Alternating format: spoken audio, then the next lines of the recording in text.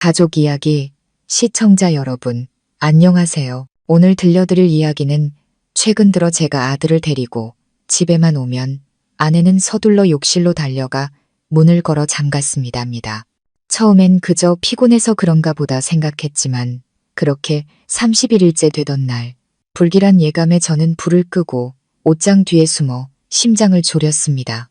그리고 눈앞에 펼쳐진 광경은 저를 그 자리에서 얼어붙게 만들었습니다. 아마 그 어떤 남편이라도 그 모습을 봤다면 제대로 서 있지 못했을 겁니다. 이 기막힌 이야기의 진실이 궁금하시다면 지금부터 제 이야기에 귀 기울여 주시기 바랍니다. 제 이름은 민수, 나이는 36살이고 토목기사로 일하고 있습니다. 제 삶은 늘 평범했습니다. 아침에 출근하고 저녁엔 아들을 데리고 퇴근하고 집에 돌아와 아내와 함께 저녁을 먹는 그런 삶이었죠. 저희는 결혼 7년 차에 6살 배기 아들 준서가 하나 있습니다. 준서는 착하고 아주 영리한 아이입니다. 아내 수진이는 회계 담당 직원인데 착하고 말이 적지만 가족에게는 늘 헌신적인 사람이었습니다. 저는 세상에서 가장 운 좋은 남자라고 생각했죠. 하지만 약 한 달 전부터 무언가 이상해지기 시작했습니다. 제가 준서를 유치원에서 데리고 집에 돌아올 때마다 수진이는 가방을 든 채 곧장 욕실로 달려갔습니다. 날이 좋든 비가 오든 막 퇴근해서 정장 차림 그대로일 때조차 아내는 늘 똑같았습니다. 욕실 문을 걸어 잠그고 물을 세차게 틀어놓고는 거의 40분 가까이 나오지 않았죠. 처음에는 대수롭지 않게 생각했습니다. 피곤하거나 회사에서 음식 냄새라도 뱄나 보다 했죠. 하지만 이상한 점이 눈에 띄기 시작했습니다. 정확히 5시 45분 제가 준서를 데리고 현관에 들어서면 아내는 마치 기다렸다는 듯이 서 있었습니다. 아이를 안아주지도 뭘 물어보지도 않고 어색하게 웃으며 누군가를 피하듯 욕실로 달려갔습니다. 제가 농담 삼아 물었습니다. 요즘 왜 그렇게 씻어? 결벽증이라도 생겼어? 수진이는 그저 웃으며 말했죠. 아, 요즘 너무 더워서. 씻으면 좀 개운하잖아. 하지만 그 웃음은 어딘지 모르게 공허했습니다. 그러던 어느 날 오후 제가 평소보다 일찍 준서를 데리러 유치원에 들렀습니다. 아이는 운동장에서 놀고 있었고 저는 잠시 기다렸죠. 5시 15분쯤이었을까요? 수진이가 유치원 정문을 나서는 게 보였습니다. 하지만 제 등골을 서늘하게 만든 건 아내가 저를 전혀 보지 못했다는 사실이었습니다. 아내는 웬 남자와 나란히 걷고 있었습니다. 모자를 푹 눌러 쓴 남자는 하얀 셔츠 차림이었는데 그가 무언가 말하자 수진이가 고개를 숙이며 웃었습니다. 아주 오랜 시간 동안 저에게는 보여주지 않았던 그런 환한 미소였습니다. 저는 다가가지 못하고 그저 두 사람이 골목 어귀까지 걸어가 아내가 남자의 차에 올라타는 것을 멍하니 지켜봤습니다. 차가 사라지자 심장이 미친 듯이 뛰었습니다. 제가 전화를 걸자 수진이는 야근 중이라고 아무 일 없다는 듯 태연하게 말했습니다. 그날 밤 저는 물었습니다. 오늘 몇 시까지 일했어? 아내가 대답했죠. 거의 6시 반. 급하게 처리할 장부가 있었어. 어디 다른 데 간 건 아니고. 아니, 왜 그런 걸 물어봐? 아무것도 아니야. 그냥 걱정돼서. 수진이는 제 눈을 피하며 돌아섰습니다. 아주 작게 한숨 쉬는 소리가 들렸습니다. 그날 이후 저는 모든 것을 의식하기 시작했습니다. 낯선 향수 냄새, 따로 세탁하는 옷가지들, 항상 액정이 바닥을 향하게 뒤집어 놓는 휴대폰. 제가 방에 들어설 때마다 수진이는 소스라치게 놀라며 아무것도 아니라고 둘러댔습니다. 배신당하고 있다는 느낌은 가시 같아서 애써 무시하려 할수록 더 깊이 파고들었습니다. 믿고 싶지 않았지만 사소한 단서들이 점점 더 의심을 키웠습니다. 내가 너무 예민한 걸까? 저 사람은 내 아이의 엄마고 나와 함께 가장 힘든 시절을 견뎌준 사람인데. 하지만 아들 준서의 한마디가 모든 것을 더 복잡하게 만들었습니다. 어느 날 밤 제가 아이를 재우고 있을 때 준서가 조용히 속삭였습니다. 아빠, 엄마는 왜 욕실에서 맨날 울어? 저는 순간 굳어버렸습니다. 뭐라고, 아들? 엄마 우는 소리 여러 번 들었어요. 누가 들을까봐 아주 작게요. 심장이 쿵 내려앉았습니다. 욕실에 숨은 게 단지 씻기 위해서가 아니었구나. 대체 무엇 때문에 울고 있었던 걸까요? 저는 불면증에 시달리기 시작했습니다.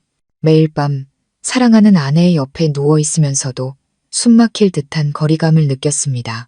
아내는 등을 돌린 채 누워 지친 숨을 내쉬었고 마치 거대한 비밀을 감추고 있는 것 같았습니다.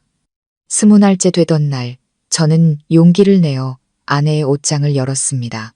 구석에 작은 천 가방이 있었고 그 안에는 마트 영수증 몇 장과 조심스럽게 포장된 작은 상자, 그리고 손편지 한 통이 들어 있었습니다. 오래된 편지지, 남자의 글씨체였습니다. 네가 진정한 너의 마음을 따라 살 용기를 내는 그날까지 기다릴게. 저는 두 눈을 의심하며 온몸을 떨었습니다. 누군가 아내를 너라고 부르며 기다리고 있었습니다. 저는 편지를 접어 제자리에 두었습니다. 그날 저녁 저는 아무 말도 하지 않았습니다. 평소처럼 밥을 먹고 아이와 대화했지만 머릿속은 지진이 난 듯 흔들렸습니다. 25일째 저는 휴가를 내고 아내를 미행했습니다.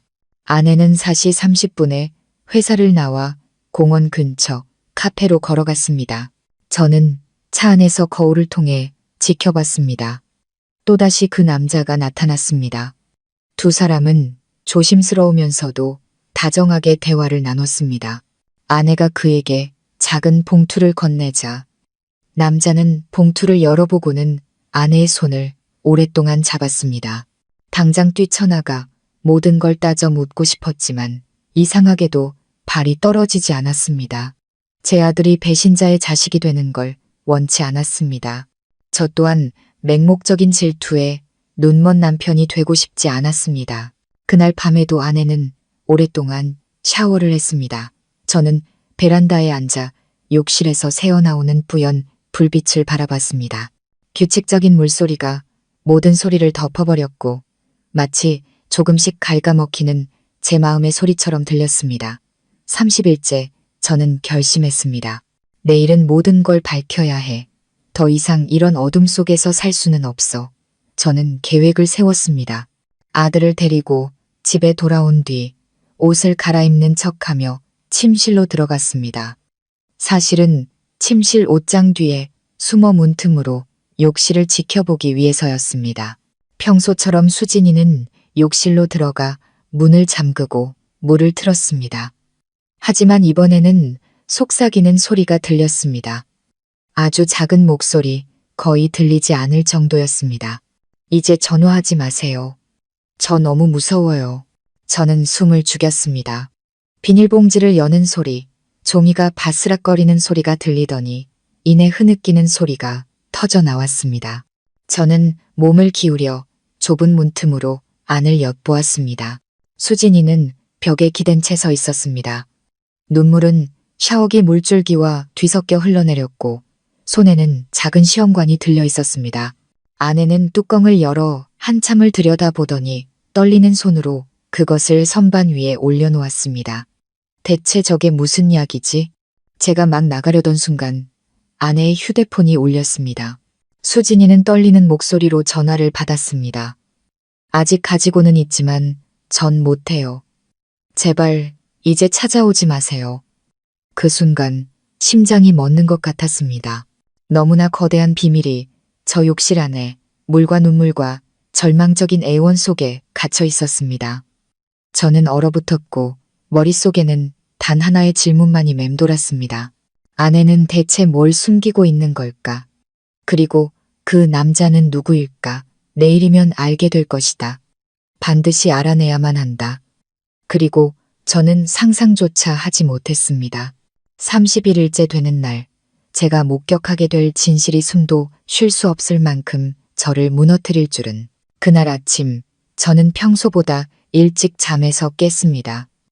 햇살이 커튼을 뚫고 들어와 옆으로 누운 수진이의 얼굴을 비추었습니다. 가늘게 떨리는 속눈썹. 저는 한참 동안 아내를 바라봤습니다. 여전히 아름다웠지만 그 아름다움은 낯설었습니다. 마치 한때 알았던 여인의 모습은 기억 속에만 남고 지금은 그 그림자만 남은 것처럼요. 준서는 옆방에서 깊이 잠들어 있었습니다.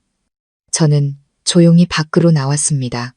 머릿속에는 오직 한 가지 생각뿐이었습니다. 오늘 진실을 알아내야 한다. 저는 공사 현장이 바쁘다는 핑계로 아들을 제 어머니 댁에 맡겼습니다. 오전 내내 아무것도 하지 못하고 집 앞 차 안에서 시계가 한 칸 한 칸 움직이는 것만 바라봤습니다. 매 순간 심장이 돌덩이처럼 무거워졌습니다. 오후 5시 수진이에게서 문자가 왔습니다. 준서 데려와요. 난 먼저 가서 저녁 준비하고 있을게. 하지만 저는 아내가 평소처럼 저녁을 준비하러 집에 가지 않을 거라는 걸 이미 알고 있었습니다. 저는 준서를 데려와 어머니 댁에 다시 맡기고 돌아갔습니다. 그때 익숙한 은색 차가 유치원에서 조금 떨어진 곳에 주차되어 있었습니다. 모자를 눌러 쓴 남자가 차에서 내려 누군가를 기다렸습니다. 예상대로 수진이가 나타났습니다. 손을 잡거나 포옹하지는 않았지만 두 사람의 눈빛은 단순한 동료의 것이 아니었습니다. 그 눈빛에는 그리움과 두려움, 그리고 이름 붙이기 어려운 어떤 속박이 담겨 있었습니다. 그들은 작게 대화를 나누더니 뒤편 주택가 쪽으로 함께 걸어갔습니다. 저는 뒤를 쫓았습니다. 두 사람은 임대라고 쓰인 파란색 대문의 작은 집 앞에 멈춰 섰습니다. 수진이가 열쇠를 꺼내 문을 열었고 남자는 누가 따라오지 않는지 주위를 두리번거렸습니다. 저는 약 10m 떨어진 곳에 서서 심장이 터질 듯한 것을 느꼈습니다. 누군가 목을 조르는 것 같았습니다. 문이 닫혔습니다. 얼마나 서 있었는지 모르겠습니다. 아마 1시간 가까이 지났을 겁니다. 문이 열리고 수진이가 먼저 나왔습니다. 손에는 작은 천 가방이 들려 있었고 얼굴은 파리했습니다. 남자는 뒤따라 나오며 고개를 숙인 채 무언가 속삭였고 그 말에 수진이는 울음을 터뜨렸습니다. 남자는 손을 들어 아내의 눈물을 닦아주었습니다. 저는 똑똑히 봤습니다. 너무나 부드럽고 익숙한 그 손길을 마치 한때 아주 가까웠던 사람의 몸짓처럼. 저는 차문을 쥔 손에 힘을 주다 살이 찢어졌지만 아무런 고통도 느끼지 못했습니다. 귓가에는 바람 소리와 미친 듯이 울리는 제 심장 소리만 들릴 뿐이었습니다. 그날 밤 아내가 돌아왔을 때 저는 여전히 아무것도 모르는 척 했습니다. 아내는 습관처럼 곧장 욕실로 들어갔습니다. 저는 예전 그 자리에 옷장 뒤에 숨었습니다. 욕실 문이 닫히고 물소리가 울려 퍼졌습니다. 하지만 이번에는 달랐습니다. 물을 오래 틀지 않았습니다. 5분쯤 지났을까 소리가 멎었습니다. 저는 문틈에 바싹 다가가 안을 엿보았습니다. 아내는 바닥에 주저앉아 어제 봤던 그 작은 시험관을 들고 있었습니다. 뚜껑은 열려 있었고 안에는 옅은 붉은색 액체 한 방울이 들어 있었습니다. 아내는 그것을 더 큰 유리병에 조심스럽게 따른 뒤 하얀 종이 한 장을 꺼냈습니다. 거기에는 이렇게 쓰여 있었습니다. 유전자 검사 결과서 지난 6년간의 비밀. 온몸이 그대로 얼어붙었습니다. 저는 아내가 그 종이를 들고 하염없이 눈물을 흘리는 것을 지켜봤습니다. 아내는 누군가 심장을 쥐어짜는 것처럼 목 놓아 울었습니다. 아니야, 이럴 리가 없어. 아내는 가슴을 부여잡고 속삭였습니다. 왜 그 사람인 거야? 저는 더 이상 참을 수 없었습니다. 문을 박차고 들어갔습니다. 그 사람이 누군데? 제 목소리에 수진이는 화들짝 놀랐고 종이는 젖은 타일 바닥으로 떨어졌습니다. 아내는 저를 보며 하얗게 질린 얼굴로 말했습니다. 당신, 날 미행했어. 말해, 그 남자가 누구고 이게 대체 뭐야? 저는 종이를 낚아채듯 집어들었습니다. 눈으로 글자를 훑었습니다. 친자관계, 불일치 확인. 저는 그 자리에 얼어붙었습니다. 아래에는 두 사람의 이름이 적혀 있었습니다. 김민수, 김준서, 목이 메어오고 머릿속이 하얘졌습니다. 이게 무슨 뜻이야? 말해. 저는 쉬어버린 목소리로 소리쳤습니다. 수진이는 주저앉아 얼굴을 감싸쥐고 오열했습니다. 일부러 그런 게 아니에요. 난 그 사람이 죽은 줄 알았어요. 누구냐고. 아내는 한참 동안 침묵했습니다. 그러다 떨리는 목소리로 말했습니다. 준혁이요. 그 이름은 제 심장을 관통하는 비수 같았습니다. 준혁. 제 가장 친한 친구. 한때 같은 건설 현장에서 일하며 수없이 술잔을 기울였던 형제 같은 친구. 3년 전 그는 강에서 사고를 당해 실종되었습니다. 저는 형제를 잃었다며 오열했었습니다. 준서가 준혁이 아들이라고? 수진이는 바닥에 쓰러져 샤워기 물줄기에 눈물을 섞어 흘려보냈습니다. 미안해요. 당신을 속이려던 건 아니었어요. 루. 그 해에 당신이랑 크게 다투고 당신은 지방 현장으로 멀리 떠났잖아요. 제가 몸이 안 좋았는데 준혁 씨가 병원에 데려다 줬어요. 그때 제가 너무 약해져 있었어요. 일이 터지고 얼마 뒤에 준혁 씨가 실종됐고 저는 차마 말을 못했어요. 임신 사실을 알았을 땐 너무 무서웠어요. 모든 게 무너질까봐. 저는 비틀거리며 옷장에 부딪혔습니다. 온 세상이 기우는 것 같았습니다. 그럼 오늘 그 남자는? 저는 목이 메어 물었습니다. 준혁 씨예요. 아내가 속삭였습니다. 죽지 않았어요. 얼마 전에 돌아와서 자기 아들을 되찾고 싶어 해요. 저는 그 자리에 얼어붙었습니다. 발밑에 땅이 꺼지는 기분이었습니다. 6년 동안 저는 남의 자식을 키워온 것이었습니다. 수진이가 달려와 제 손을 잡았습니다. 아니에요, 여보. 준서의 진짜 아빠는 당신이에요. 당신이 아이를 키웠고 가르쳤잖아요. 당신의 사랑만이 진짜예요. 핏줄이 마음만 하겠어요. 저는 아내의 손을 뿌리쳤습니다. 수진아, 넌 날 6년 동안 거짓 속에 살게 했어. 대체 언제까지 날 속일 생각이었어. 아내는 얼굴이 헬쑥해진 채 흐느꼈습니다. 말하려고 했어요.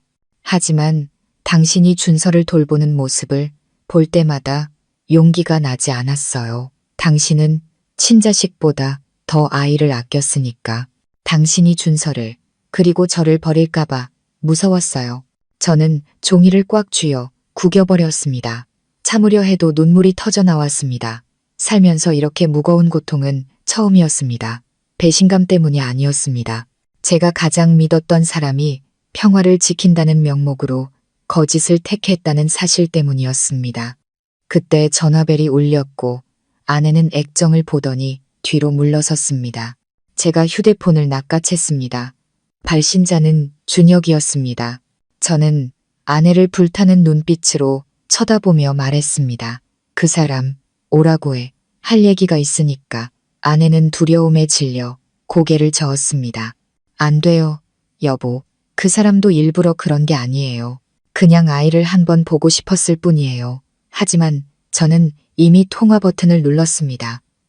지금 당장 우리 집으로 와. 집안은 침묵에 잠겼습니다. 똑딱거리는 시계 소리와 한때 부부였던 두 사람의 거친 숨소리만이 공간을 채웠습니다.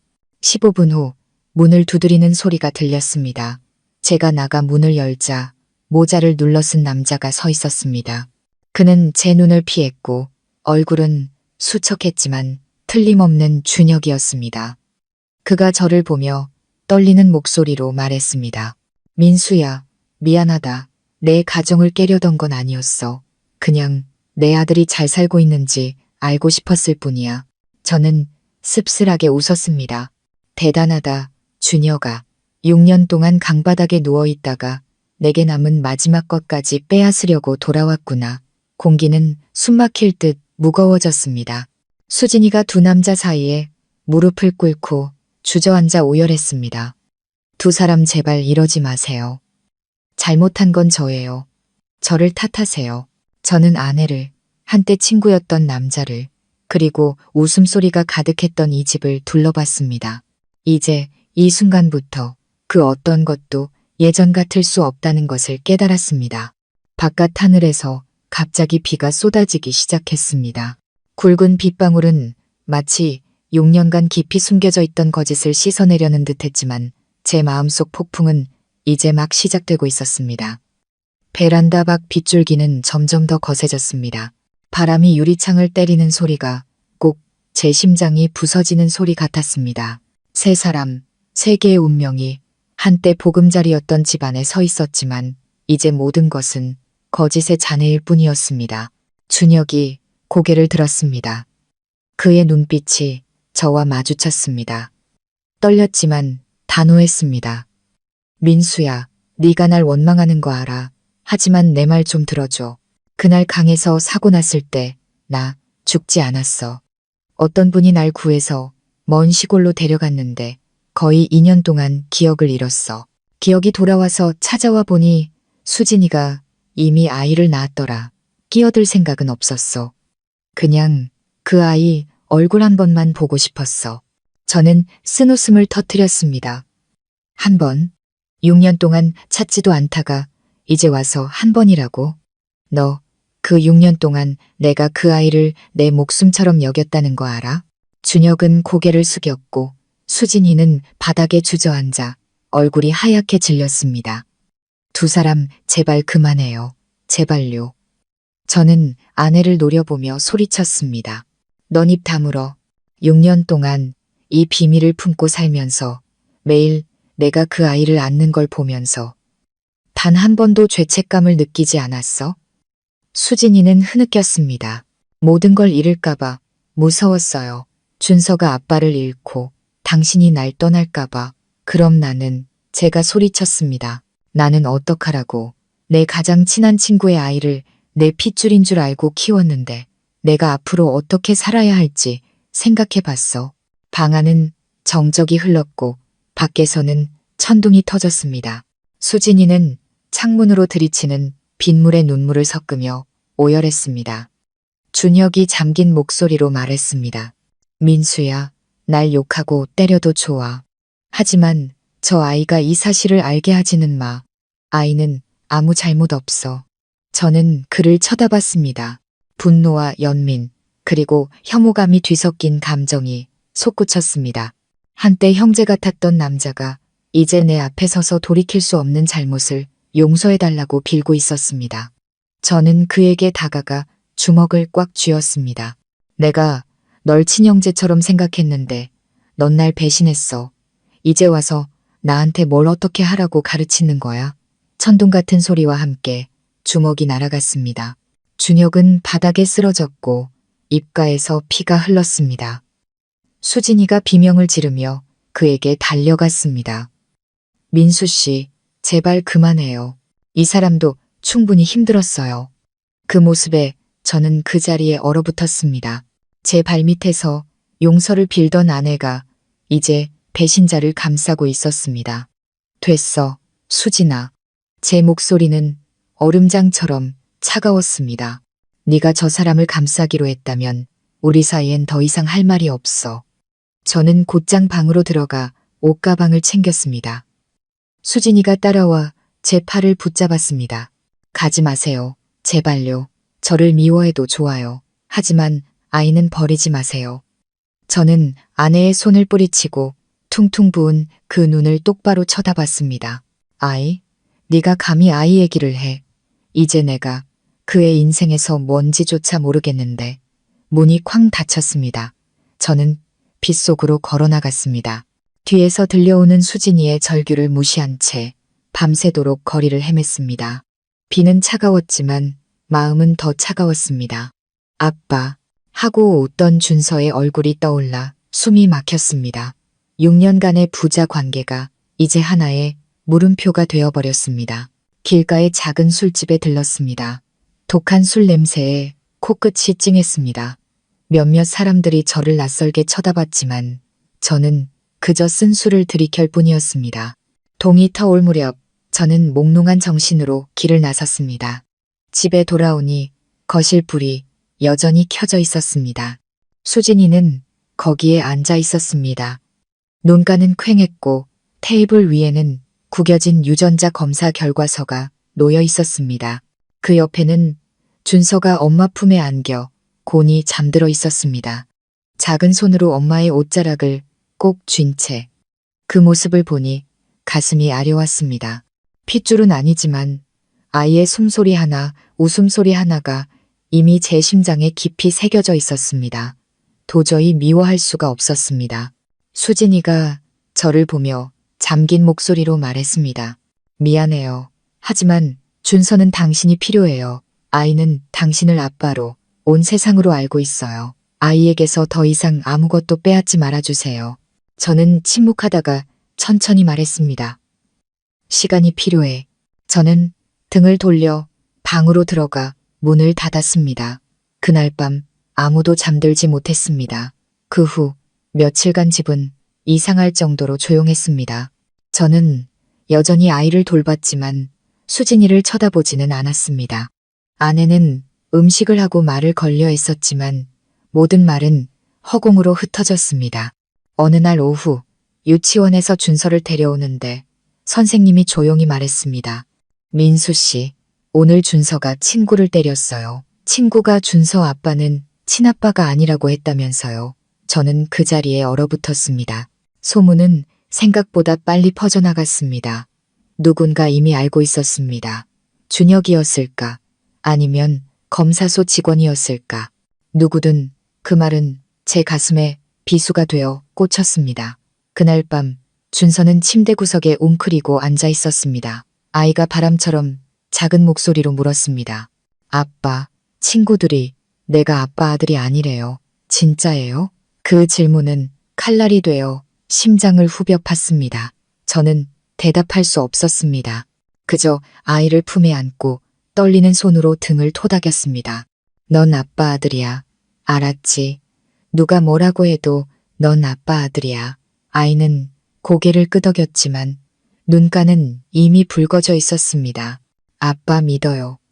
저는 아이를 더 꽉 껴안았습니다. 그 순간 저는 깨달았습니다.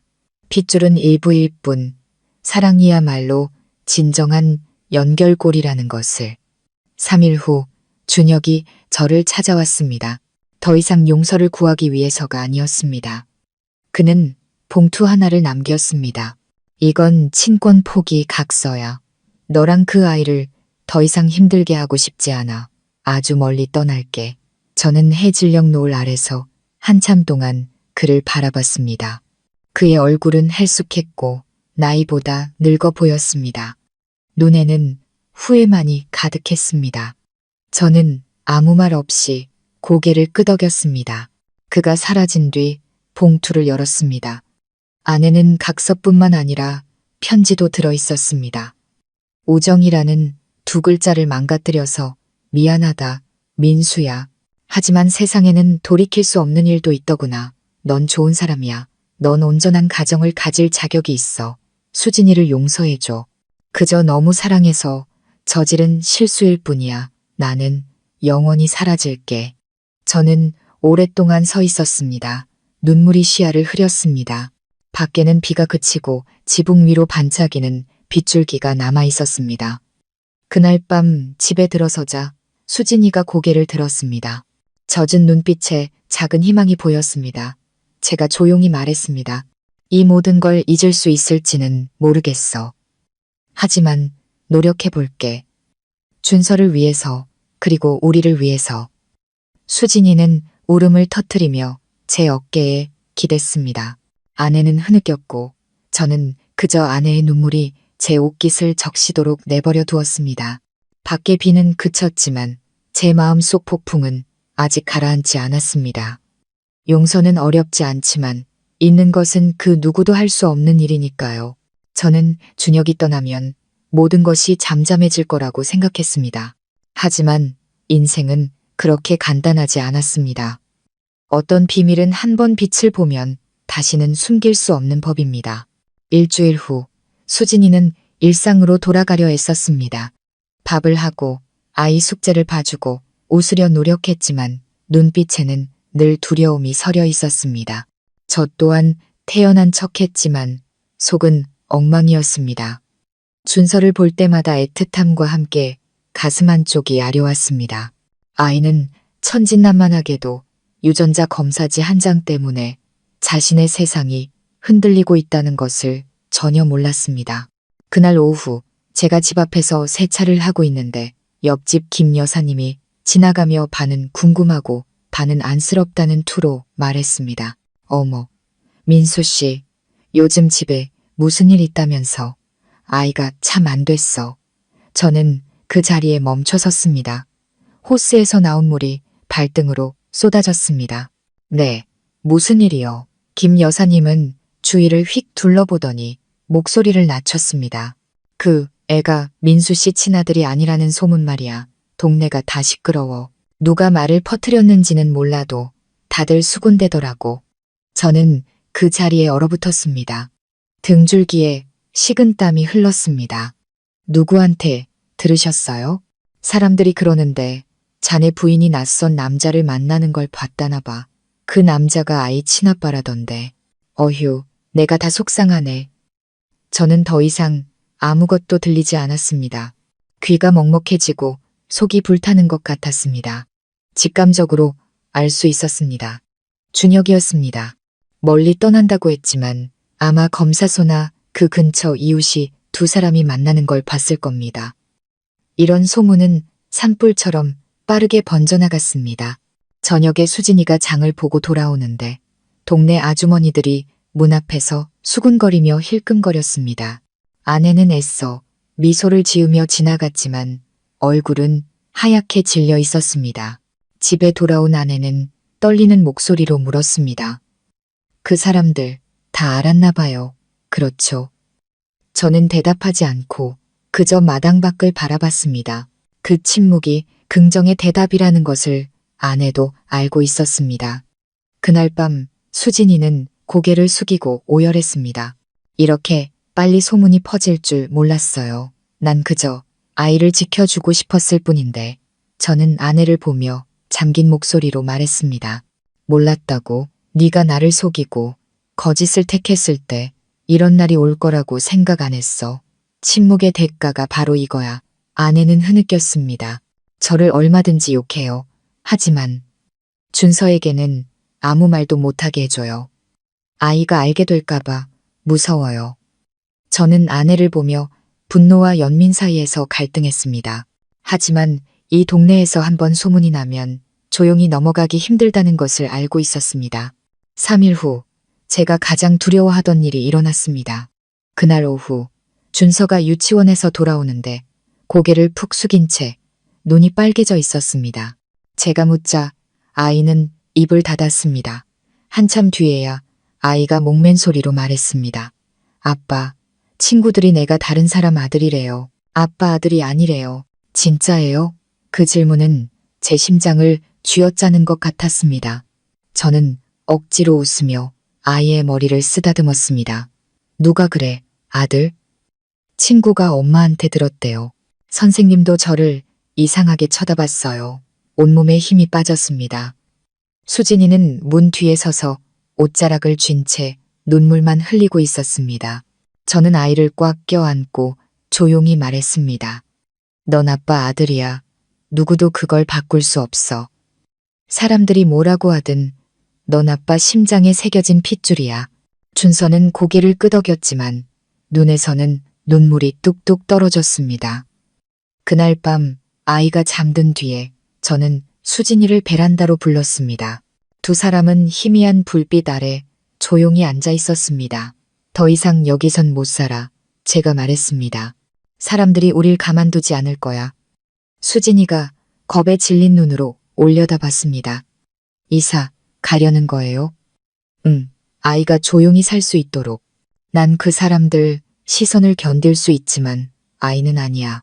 아내는 떨리는 손으로 제 손을 잡았습니다. 제가 잘못했어요, 여보. 이제 아무것도 필요 없어요. 당신이 용서해 주기만 하면 돼요. 저는 멀리 어둠을 바라봤습니다. 귀뚜라미 소리가 애처롭게 들렸습니다. 용서? 나도 그러고 싶어. 하지만 아내 옆에 누워 있으면서 그 품에 안긴 아이가 누구의 결실인지도 몰랐던 밤들을 어떻게 잊을 수 있겠어? 다음 날 아침 제가 아이를 유치원에 데려다 주는데 정문에 들어서자마자 몇몇 학부모들이 저를 보며 수군거렸습니다. 저기, 저 사람이 그 바람난 아내 둔 남편이래. 어휴, 안 됐어. 남의 자식 키우는 줄도 모르고. 저는 이를 악물고 똑바로 걸었지만 그 수군거림은 수백 개의 바늘이 되어 온몸을 찔렀습니다. 오후에는 원장 선생님에게서 전화가 왔습니다. 민수 씨, 아이의 심리적 안정을 위해서 당분간 가정 보육을 하시는 게 좋을 것 같습니다. 친구들에게 놀림을 받아서 아이가 많이 위축되어 있어요.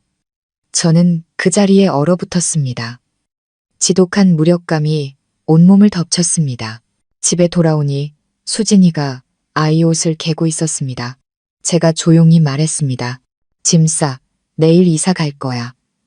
아내는 잠시 멈칫하더니 눈물을 흘리며 조용히 고개를 끄덕였습니다. 이 집에서의 마지막 밤, 운명의 그날처럼 또 비가 내렸습니다. 수진이가 제 곁으로 다가와 목맨 소리로 말했습니다. 후회해요? 만약 그때 당신이 지방 현장으로 가지 않았다면 모든 게 달라졌을까요? 저는 한참 동안 아내를 바라보다가 나지막이 말했습니다. 후회해서 뭘 어쩌겠어. 내 잘못은 이미 벌어졌고 내 잘못은 너무 믿었던 거야. 아내는 고개를 숙이고 흐느꼈습니다. 난 당신에게 어울리지 않는 사람이에요. 그만해. 제가 말을 잘랐습니다. 내일 떠날 거야. 다른 곳에 집을 얻어서 다시 시작하자. 아내는 고개를 들었습니다. 눈 속에 작은 희망의 불씨가 보였습니다.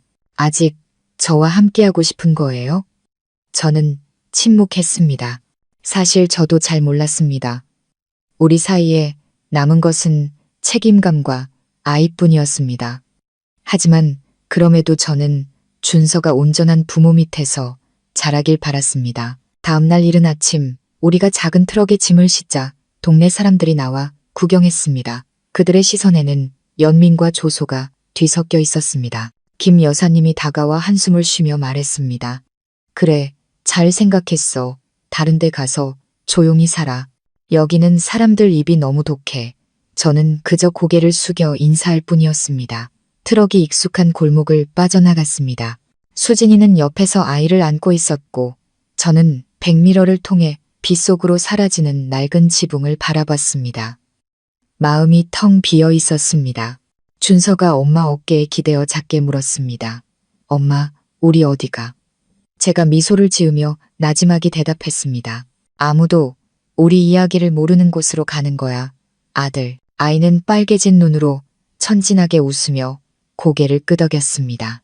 그날 밤 외곽의 작은 월세방에서 수진이가 조용히 제 어깨에 손을 얹었습니다.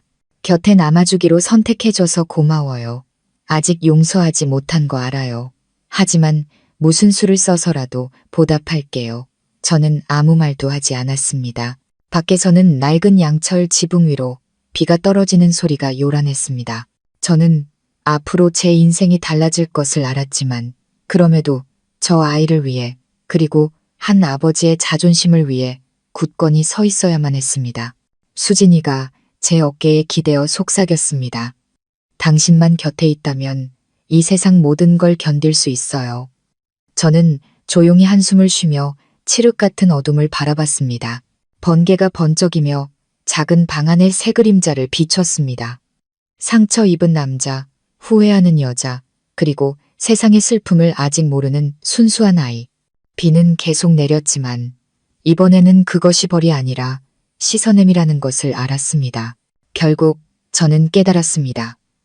어떤 상처는 결코 아물지 않지만 믿음이 남아있다면 돌아갈 길 또한 있다는 것을. 깊고 습한 골목에 자리한 작은 월세방, 낡은 양철 지붕은 바람이 불 때마다 삐걱거렸습니다. 저는 그곳을 떠나기만 하면, 독한 소문들로부터 벗어나기만 하면 평온을 되찾을 수 있을 거라 생각했습니다. 하지만 저는 틀렸습니다. 과거는 한번 사람의 마음에 새겨지면 우리가 어디로 도망치든 어떤 식으로든 찾아오기 마련이었습니다. 처음 3일은 괜찮아 보였습니다. 수진이는 집을 치우고 밥을 지으며 모든 것을 완벽하게 하려 했었습니다. 준서는 새 유치원에서 더 즐거워 보였습니다. 저 또한 묵묵히 출근하고 저녁에는 아이 숙제를 봐주며 마음이 조금씩 진정되는 것을 느꼈습니다. 하지만 마음 깊은 곳에서는 여전히 이것을 평화라고 부를 수 없었습니다. 어느 날 저녁, 제가 바지를 꿰매고 있는데 문을 두드리는 소리가 들렸습니다. 3번. 그리고 침묵. 저는 고개를 들었습니다. 이 동네에서는 서로 찾아오는 일이 거의 없었기에 의아했습니다. 문을 열었지만 아무도 없었고 바닥에 봉투 하나만 놓여 있었습니다. 저는 허리를 숙여 봉투를 주었습니다. 발신인은 없었습니다. 안에는 반으로 접힌 종이가 들어 있었고 삐뚤빼뚤한 글씨로 이렇게 쓰여 있었습니다. 도망치면 끝날 줄 알았나? 아직 아무것도 끝나지 않았어. 저는 그 자리에 굳었습니다. 소름 끼치도록 익숙한 글씨체, 준혁이었습니다. 제 손이 떨렸습니다. 저는 그가 정말로 사라졌다고 생각했습니다. 하지만 아니었습니다. 그는 여전히 어딘가에서 우리를 지켜보고 있었습니다. 저는 수진이에게 말하지 않고 봉투를 숨겼습니다. 아내는 이제 막 다시 시작하려 하고 있었습니다. 그녀를 불안하게 만들고 싶지 않았습니다. 하지만 그날 이후 동네 주변에서 낯선 그림자가 보이기 시작했습니다. 골목 어귀에 주차된 검은 오토바이, 맞은편 가게에 앉아있던 모자를 눌러 쓴 남자. 어느 날 밤 뒤뜰에서 부스럭거리는 소리가 들렸습니다. 창문으로 살짝 엿보니 누군가 손전등으로 집 주위를 비추고 있었습니다. 제가 뛰쳐나가 소리쳤습니다. 누구야? 그 사람은 놀라 달아났고 타담한 담배꽁초 하나만 남았습니다. 골목 어귀까지 쫓아갔지만 놓치고 말았습니다. 다음 날 아침 저는 수진이에게 이 사실을 말했습니다. 아내는 겁에 질려 아이를 꽉 껴안았습니다. 누구인 것 같아요? 확실하진 않지만 아마 준혁 씨일 거야. 그럴 리가요. 멀리 떠난다고 했잖아요. 그런 사람 말을 아직도 믿어. 제가 퉁명스럽게 말을 잘랐습니다. 그는 너와 나를 모두 속였어. 이제 와서 다시 나타난다고 해도 이상할 게 없어. 수진이는 고개를 숙인 채 침묵했습니다. 그날 오후 퇴근하고 집에 와보니 방문이 살짝 열려 있었습니다. 안으로 들어서는 순간 심장이 멎는 것 같았습니다. 집 안은 엉망이었습니다. 서랍은 열려 있고 옷가지가 바닥에 널브러져 있었습니다. 수진이는 바닥에 주저앉아 얼굴이 새하얘져 있었습니다. 누가 이런 짓을? 모르겠어요. 장보고 돌아오니 문이 열려 있었어요. 저는 서랍을 확인했습니다. 며칠 전 그 봉투가 사라졌습니다. 그때 저는 그가 집에 침입했다는 것을 확신했습니다. 저녁에 파출소에 신고했지만 경찰은 순찰을 강화하겠다는 말만 할 뿐이었습니다. 그날 밤 저는 잠들지 못했습니다. 문 밖에서 뜬 눈으로 밤을 새웠습니다. 아침에 수진이가 일어나 보니 제가 여전히 앉아 있었습니다. 눈은 퀭했습니다. 아내가 물 한 잔을 가져다 주며 말했습니다. 여보, 다른 곳으로 이사가요. 너무 무서워요. 이사가도 소용없어. 제가 쉰 목소리로 말했습니다. 그는 이미 우리를 찾아냈어. 어디로 도망쳐도 찾아올 거야. 아내는 제 옆에 앉아 떨리는 손을 잡았습니다. 아니면 그 사람과 마지막으로 한 번만 더 이야기해서 모든 걸 끝내는 건 어때요? 저는 얼음 같은 눈빛으로 아내를 쳐다봤습니다. 그 모든 일이 있고도 또 그를 만나고 싶어? 그런 게 아니에요. 하지만 우리가 계속 피하기만 하면 그는 절대 우리를 내버려 두지 않을 거예요. 저는 한참 동안 침묵하다 고개를 끄덕였습니다. 좋아. 하지만 나도 같이 가겠어. 이틀 후 낯선 번호로 문자가 왔습니다. 조용히 살고 싶으면 예전에 우리가 일했던 낡은 다리로 나와. 그곳은 저와 준혁이 예전에 함께 담당했던 공사가 중단된 다리였습니다. 그가 사고를 당했던 바로 그곳. 의미심장한 약속이었습니다. 그날 오후 저는 준서를 월세방 주인 아주머니에게 맡겼습니다. 하늘은 먹구름으로 가득했습니다. 저와 수진이는 차를 몰아 다리로 향했습니다. 구불구불한 흙길은 마치 과거로 돌아가는 것처럼 스산했습니다. 도착하니 그가 이미 늙은 나무 아래 서 있었습니다. 낡은 셔츠, 헬쑥한 얼굴, 하지만 눈빛만은 여전히 불타고 있었습니다. 준혁은 저를 보며 씁쓸하게 웃었습니다. 결국 왔구나. 네가 계속 도망칠 수만은 없을 거라고 생각했어. 제가 다가가며 나지막이 말했습니다. 원하는 게 뭐야? 딱 한 가지야. 민수야. 준서가 내가 누구인지 알게 하고 싶어. 나를 아빠라고 부르지 않아도 돼. 그냥 진실을 알게만 해줘. 수진이가 떨리는 목소리로 나섰습니다. 준혁 씨, 말했잖아요. 제발 그러지 마세요. 아이, 인생을 망가뜨릴 거예요. 준혁은 아내를 고통스러운 눈빛으로 쳐다봤습니다. 그럼 넌 괜찮아, 수진아. 내 아들이 다른 남자를 아빠라고 부르는 걸 보면서 사는 게. 저는 주먹을 꽉 쥐고 분노를 억눌렀습니다. 법적으로, 서류상으로, 그리고 내 마음속에서 그 아이는 내 아들이야. 너는 그 아이에게 이미 죽은 사람이야. 준혁은 목이 맨 듯 비웃었습니다. 말은 쉽지. 네가 내 입장이었다면 견딜 수 있었을 것 같아? 제가 한 걸음 더 다가가 으르렁거렸습니다. 난 6년 동안 내 아들을 키우면서도 침묵했어. 내가 널 이해 못할 것 같아? 하지만 난 평화를 지키기 위해 침묵을 택했어. 날 미치게 만들지 마, 준혁아. No. 준혁은 저를 뚫어지게 쳐다봤습니다. 그의 눈가가 붉어졌습니다. 그러더니 갑자기 주머니에서 사진 몇 장을 꺼냈습니다. 그건 월세방에서 몰래 찍은 우리 가족 사진이었습니다. 나 그동안 계속 너희를 지켜봤어, 민수야. 멀리서 보기만 하려고 했어. 하지만 네가 내 아내와 행복하게 사는 걸 보니 참을 수가 없더라. 그녀는 더 이상 내 아내가 아니야. 제가 갈라진 목소리로 소리쳤습니다. 네가 그녀를 버렸잖아. 준혁은 사진을 쥔 손에 힘을 주었습니다. 눈은 핏발이 서 있었습니다. 난 모든 걸 잃었어. 민수야. 아내도 아이도. 남은 건 후회뿐이야. 수진이가 울음을 터뜨리며 그의 손을 잡았습니다. 가세요, 준혁 씨. 제발요. 저는 그냥 아이가 평온하게 살길 바랄 뿐이에요. 여기서 멈추지 않으면 당신은 후회하게 될 거예요. 준혁은 잠시 멈칫하더니 아내와 저를 번갈아 쳐다봤습니다. 한 줄기 눈물이 흘러내렸습니다. 그는 씁쓸하게 웃으며 사진 뭉치를 바닥에 던졌습니다. 아마 이 세상에 더 이상 내 자리는 없나 보다. 그는 등을 돌려 쏟아지기 시작하는 빛 속으로 걸어갔습니다. 저는 무거운 마음으로 그의 뒷모습을 바라봤습니다. 수진이는 주저앉아 떨었습니다. 저 사람 무슨 짓 하려는 거 아니겠죠? 저는 대답하지 않았습니다. 마음속에서 아주 불길한 예감이 피어올랐습니다. 벼랑 끝에 몰린 사람은 결코 조용히 떠나지 않는 법이니까요. 그날 밤 집에 돌아와서도 잠을 이룰 수 없었습니다.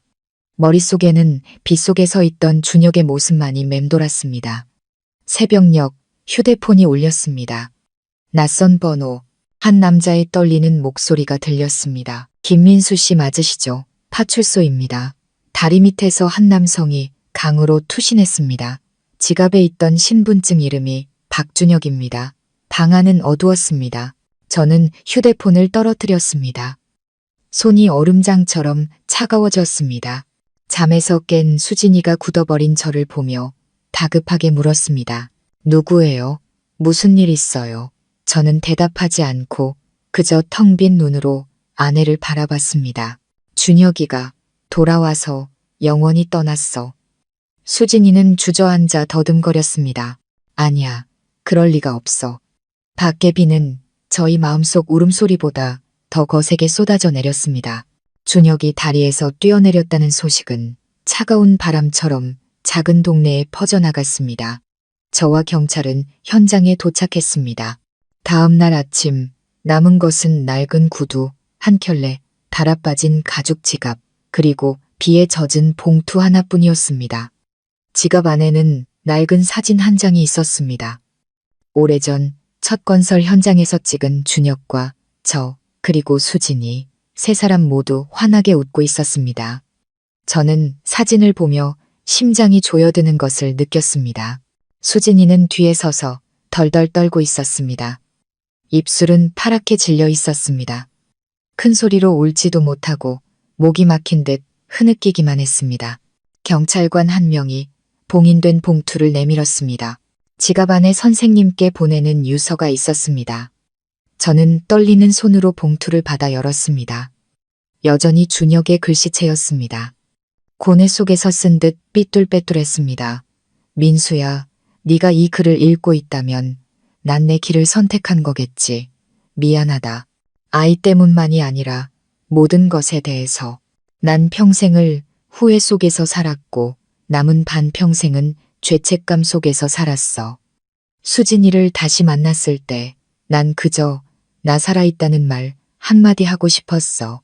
하지만 너를 보고 밥상 앞에서 웃는 준서를 봤을 때 내 자리는 없다는 걸 알았다. 내가 잘못했지만 나도 한때는 그 여자를 진심으로 사랑했어. 수진이를 미워하지 마라.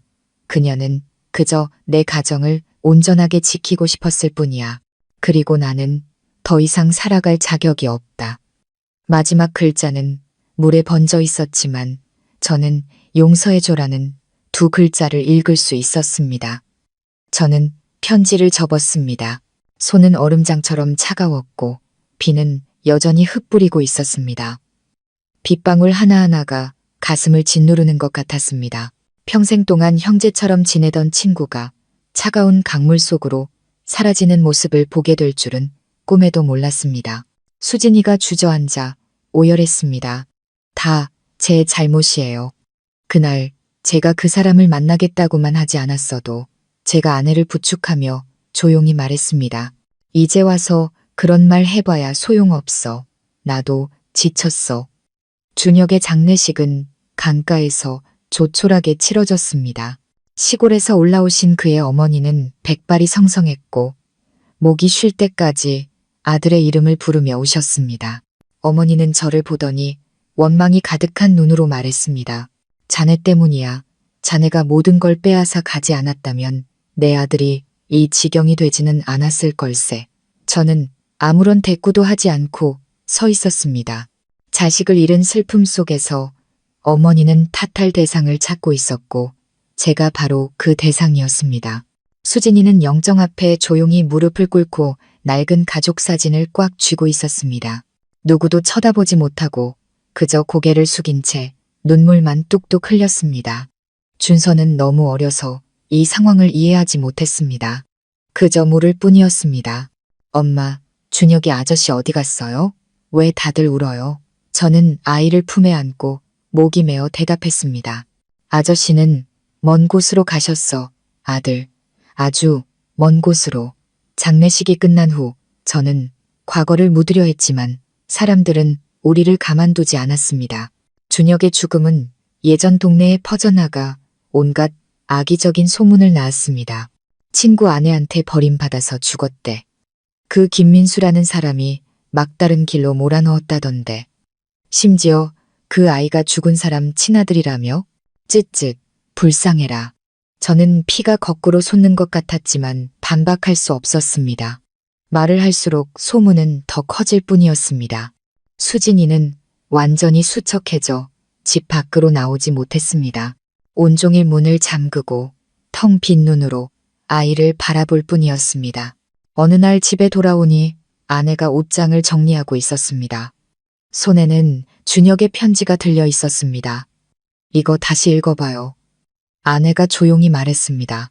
난 그 사람이 자살했다고 믿기지 않아요. 저는 멈칫했습니다. 무슨 뜻이야? 생각해봐요.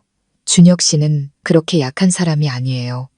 그의 죽음에는 뭔가 이상한 점이 있어요. 아내는 종이를 제게 건넸습니다. 구석에 이상한 자국이 있었습니다. 마치 누군가 강하게 움켜쥐었던 자국처럼. 자세히 보니 번진 잉크 자국이 빗물이 아니라 새로 덧칠한 듯 부자연스러웠습니다. 편지가 누군가에 의해 수정되었을 수도 있다는 생각이 들었습니다. 등골을 타고 차가운 기운이 흘렀습니다. 누구한테 뭐 들은 거 있어? 제가 물었습니다. 어제 집주인 아주머니가 그러시는데 그 사람이 떠나기 전에 낯선 남자가 찾아왔었대요. 무슨 말을 했는지는 모르지만 언성이 높아졌다고. 그리고 그날 밤에 바로 떠났다고요. 저는 그 자리에 굳었습니다. 머릿속에 예전 건설 현장의 악덕 사장이 떠올랐습니다. 자재를 빼돌린 비리를 준혁에게 고발당해 원한을 품고 있던 사람이었습니다. 준혁이 기억을 잃었을 때 그는 모든 사업을 가로챘고 준혁이 돌아오자 모든 것을 잃을 위기에 처했었습니다. 저는 수진이를 보며 단호하게 말했습니다. 만약 누군가 그를 죽음으로 내몬 거라면 내가 밝혀내겠어. 수진이가 떨었습니다. 무슨 생각이에요? 준혁이. 그리고 우리 모두의 진실을 찾을 거야. 다음 날 아침 저는 준혁이 추락했던 다리로 갔습니다. 경찰은 수색을 중단했고 몇몇 어부들만 그물을 던지고 있었습니다. 제가 묻자 한 남자가 말했습니다. 그날 밤 다리 어귀에 승용차 한 대가 서 있었소. 남자 둘이 싸우던데 한 명은 흰 셔츠, 다른 한 명은 모자를 썼지. 그러고 나서 흰 셔츠 입은 사람만 다리 끝으로 걸어가더군. 라이, 얼굴을 똑똑히 보셨나요? 그렇진 않지만 서울 번호판이었어. 떠날 때 바퀴가 지늘게 빠져서 기억하고 있지. 저는 그 말을 기억하고 돌아왔습니다. 마음속에서 희미한 불안감이 피어올랐습니다. 그날 밤 저는 다시 편지 봉투를 열었습니다. 안에는 편지 외에 작은 사진 한 장이 더 있었습니다. 준혁이 어떤 집 앞에 서서 찍은 사진이었는데 뒤로 동해건설이라는 간판이 보였습니다. 저는 기억해냈습니다. 동해건설은 그 악덕 사장, 박 사장이 운영하던 회사였습니다. 준혁에게 고발하겠다고 협박당했던 바로 그 사람. 퍼즐 조각이 맞춰지기 시작했습니다. 저는 일어서서 수진이의 손을 꽉 잡았습니다. 알 것 같아. 그의 죽음은 자살이 아니었어. 아내는 겁에 질려 눈을 동그랗게 떴습니다. 함부로 움직이지 마세요. 만약 그가 정말로 살해당한 거라면 당신도 위험해져요. 제가 조용히 말했습니다. 위험해도 해야 해. 억울하게 죽은 사람을 위해서, 그리고 우리 자신을 위해서. 그날 밤 저는 잠들지 못했습니다. 밖에서는 다시 바람이 불고 비가 양철 지붕 위로 흩뿌렸습니다. 테이블 위에는 준혁의 편지가 펼쳐져 있었습니다. 마지막 문장이 희미하게 번져 있었지만 저는 박 사장이라는 이름을 읽을 수 있었습니다. 저는 편지를 꽉 쥐었습니다. 심장이 미친 듯이 뛰었습니다. 그래, 준혁은 자살하지 않았어.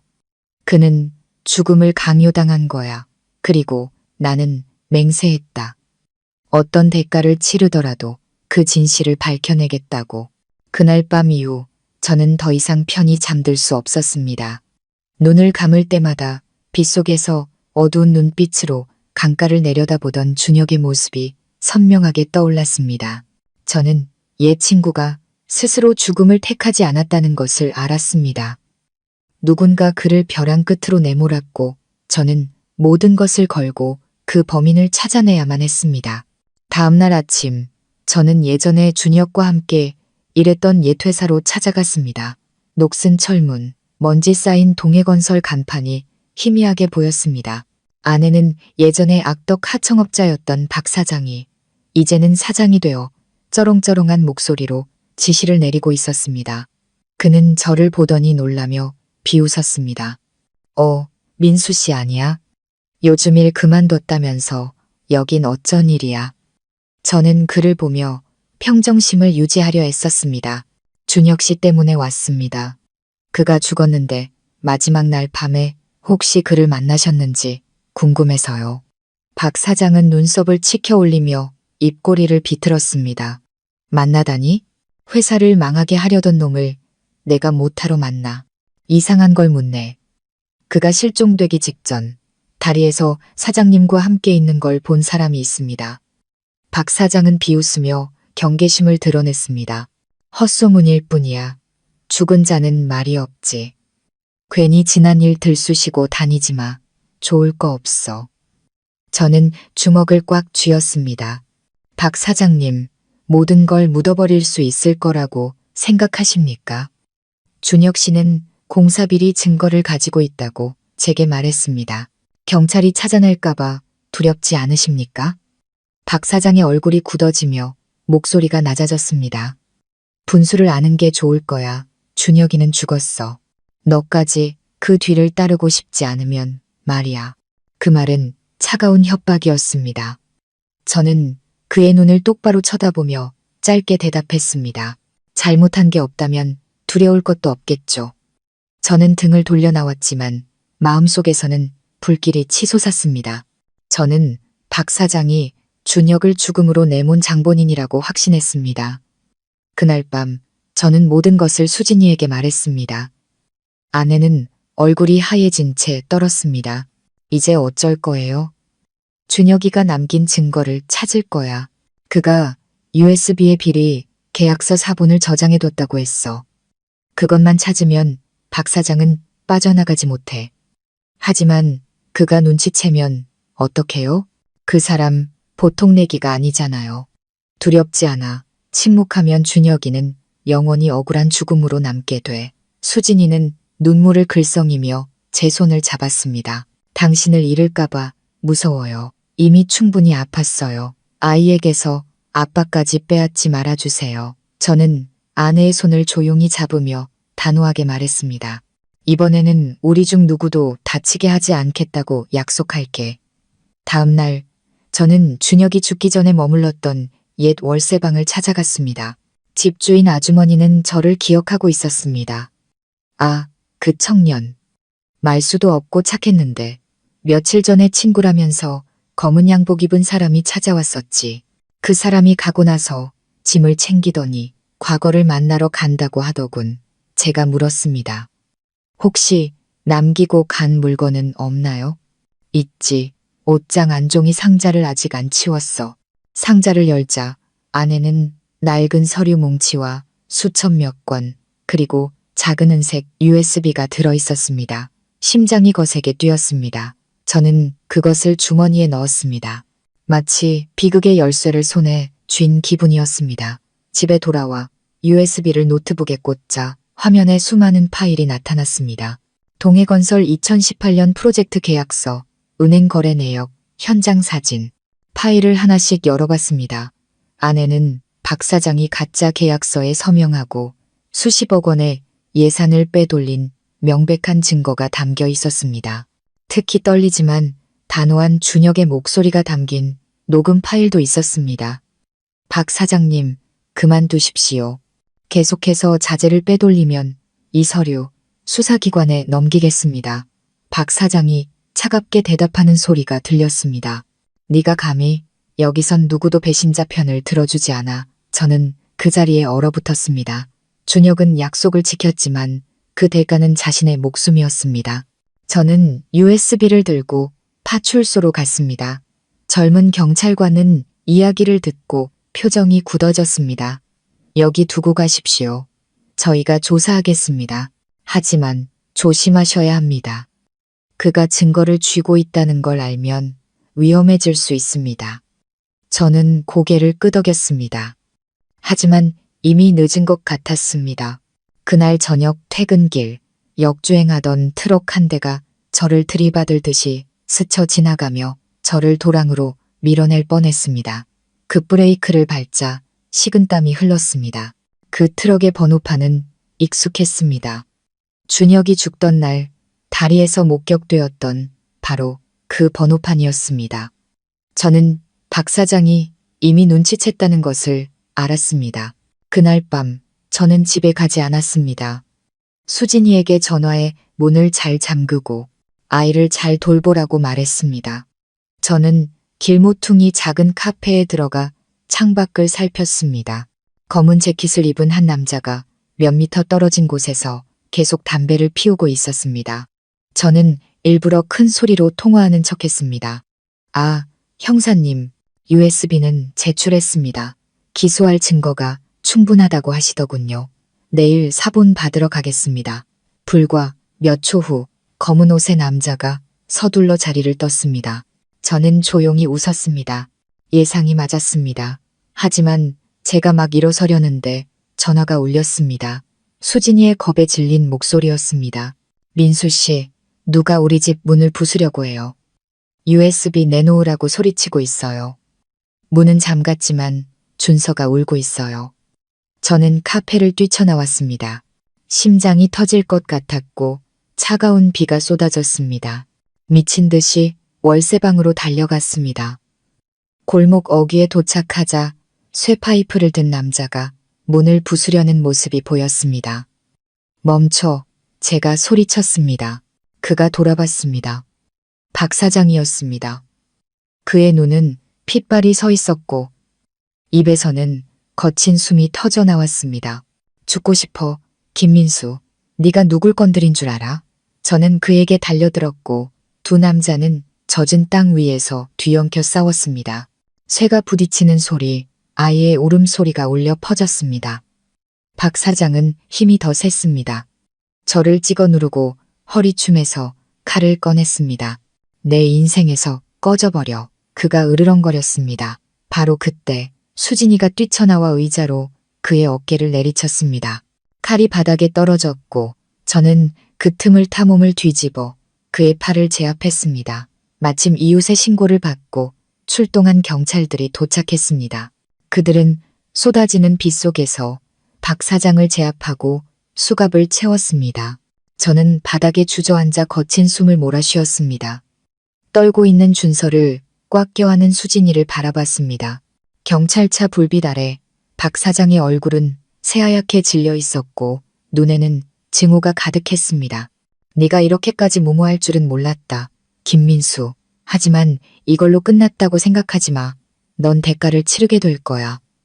저는 그를 보며 담담하게 말했습니다. 당신이 치러야 할 대가는 정의이지 내가 아닙니다. 다음 날 아침 박 사장이 살인 및 횡령 혐의로 체포되었다는 소식이 지역 신문을 뒤덮었습니다. USB 안의 증거는 그를 기소하기에 충분했습니다. 준혁의 죽음은 자살로 위장된 살인 사건으로 기록되었습니다. 저는 창가에 앉아 아침 햇살을 바라봤습니다. 마음이 그 어느 때보다 가벼웠습니다. 수진이가 커피를 가져다 주며 목이 맨 소리로 말했습니다. 그 사람, 이제 억울함을 풀 수 있겠네요. 저는 고개를 끄덕였습니다. 그래, 이제 준혁이도 편히 쉴 수 있을 거야. 아내는 제 손을 잡았습니다. 눈가가 붉었습니다. 한때 나에게 상처를 주었던 사람까지 구해주셔서 고마워요. 저는 밖을 보며 나지막이 말했습니다. 용서는 잊기 위해서가 아니라 더 이상 증오 속에서 살지 않기 위해서 하는 거야. 밖에는 비가 그치고 나무십 사이로 햇살이 쏟아졌습니다. 마치 폭풍이 한 번도 없었던 것처럼 찬란했습니다. 하지만 저는 알았습니다. 저 빛의 뒤편에서 인생의 새로운 장이 기다리고 있다는 것을, 모든 것이 끝났다고 생각했습니다. 박 사장은 체포되었고 경찰은 수사 결과를 발표했으며 준혁의 억울함은 풀렸습니다. 저는 몇 달간 이어진 악몽이 드디어 끝났다고 믿었습니다. 하지만 그것이 더 어둡고 복잡한 또 다른 진실의 서막일 줄은 꿈에도 몰랐습니다. 사건 이후 언론은 연일 보도에 열을 올렸습니다. 박 사장은 살인 및 횡령 혐의로 기소되었고 준혁의 USB는 결정적인 증거가 되었습니다.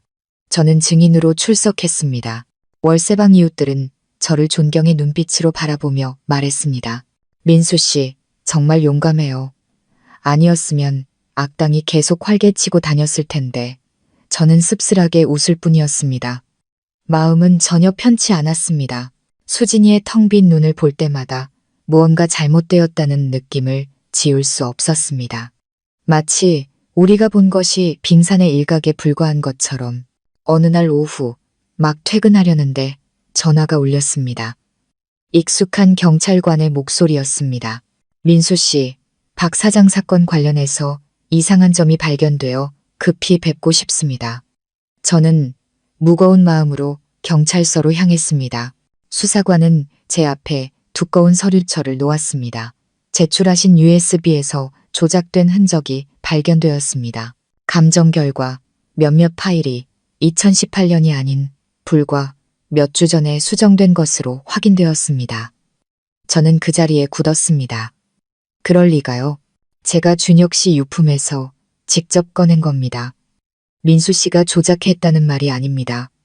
하지만 누군가 민수 씨가 발견하기 전에 손을 댔을 가능성이 있습니다. 마른 침을 삼켰습니다. 다른 누군가가 그 증거를 만졌다는 뜻이었습니다. 그날 밤 저는 수진이에게 이 사실을 말했습니다. 아내는 한참 동안 침묵하더니 작게 말했습니다. 누가 그랬을까요? 제가 차가운 목소리로 대답했습니다. 준혁 씨가 죽기 전에 그와 가까이 있었던 사람이겠지. 아내는 손을 움츠렸습니다. 눈빛이 흔들렸습니다. 저를 의심하는 거예요? 저는 한참 동안 아내를 말없이 쳐다봤습니다. 바로 그 순간 제가 놓쳤던 한 가지 디테일이 떠올랐습니다. 다리에서 준혁을 만났던 날, 제가 빗속에서 그를 쫓아갔을 때 수진이는 아주 짧은 순간이었지만 준혁과 단둘이 남아 있었습니다. 제가 조용히 물었습니다. 그날 내가 도착하기 전에 그 사람과 무슨 얘기를 했어? 아내는 멈칫하며 떨리는 목소리로 말했습니다.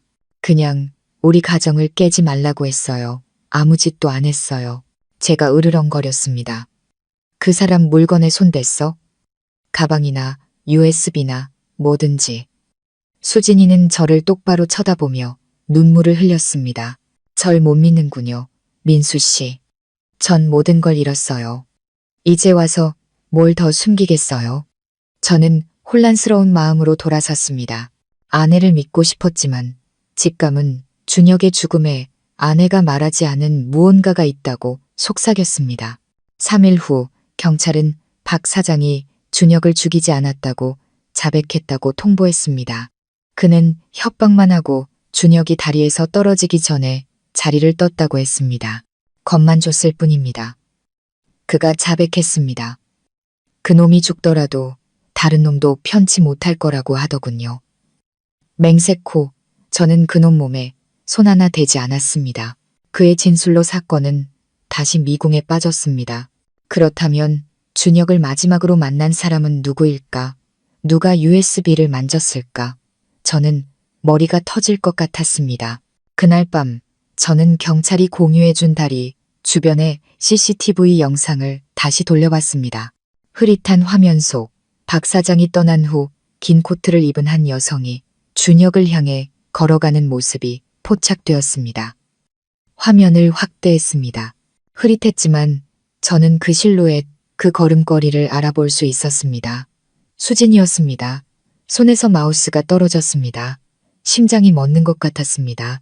다음 날 아침 저는 출근하는 척하다가 다리로 다시 돌아갔습니다. 다리 관리인은 저를 알아보고 말했습니다.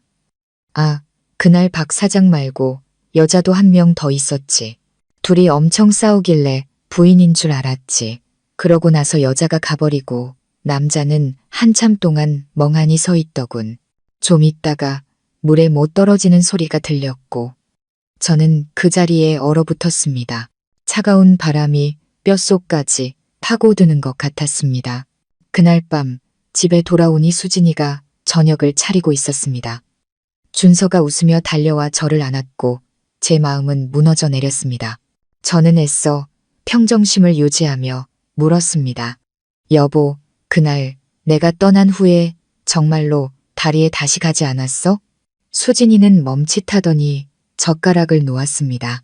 얼굴이 새하얘졌습니다. 왜 또 그런 걸 물어요? 사람들이 당신을 봤대. CCTV에도 찍혔어. 할 말 없어, 수진아? 아내는 의자에 주저앉아 눈물을 뚝뚝 흘렸습니다. 숨기려던 게 아니에요. 그냥 당신이 저를 더 미워하게 될까봐 그랬어요. 저는 아내를 보며 목이 맨 소리로 말했습니다. 무슨 짓을 한 거야? 수진이가 떨며 말했습니다. 그날 당신이 떠난 뒤에 준혁 씨가 제 손을 잡았어요. 당신에게 모든 걸 말하겠다고. 자기가 나를 속였고 준서가 자기 아들이 아닐 수도 있다고.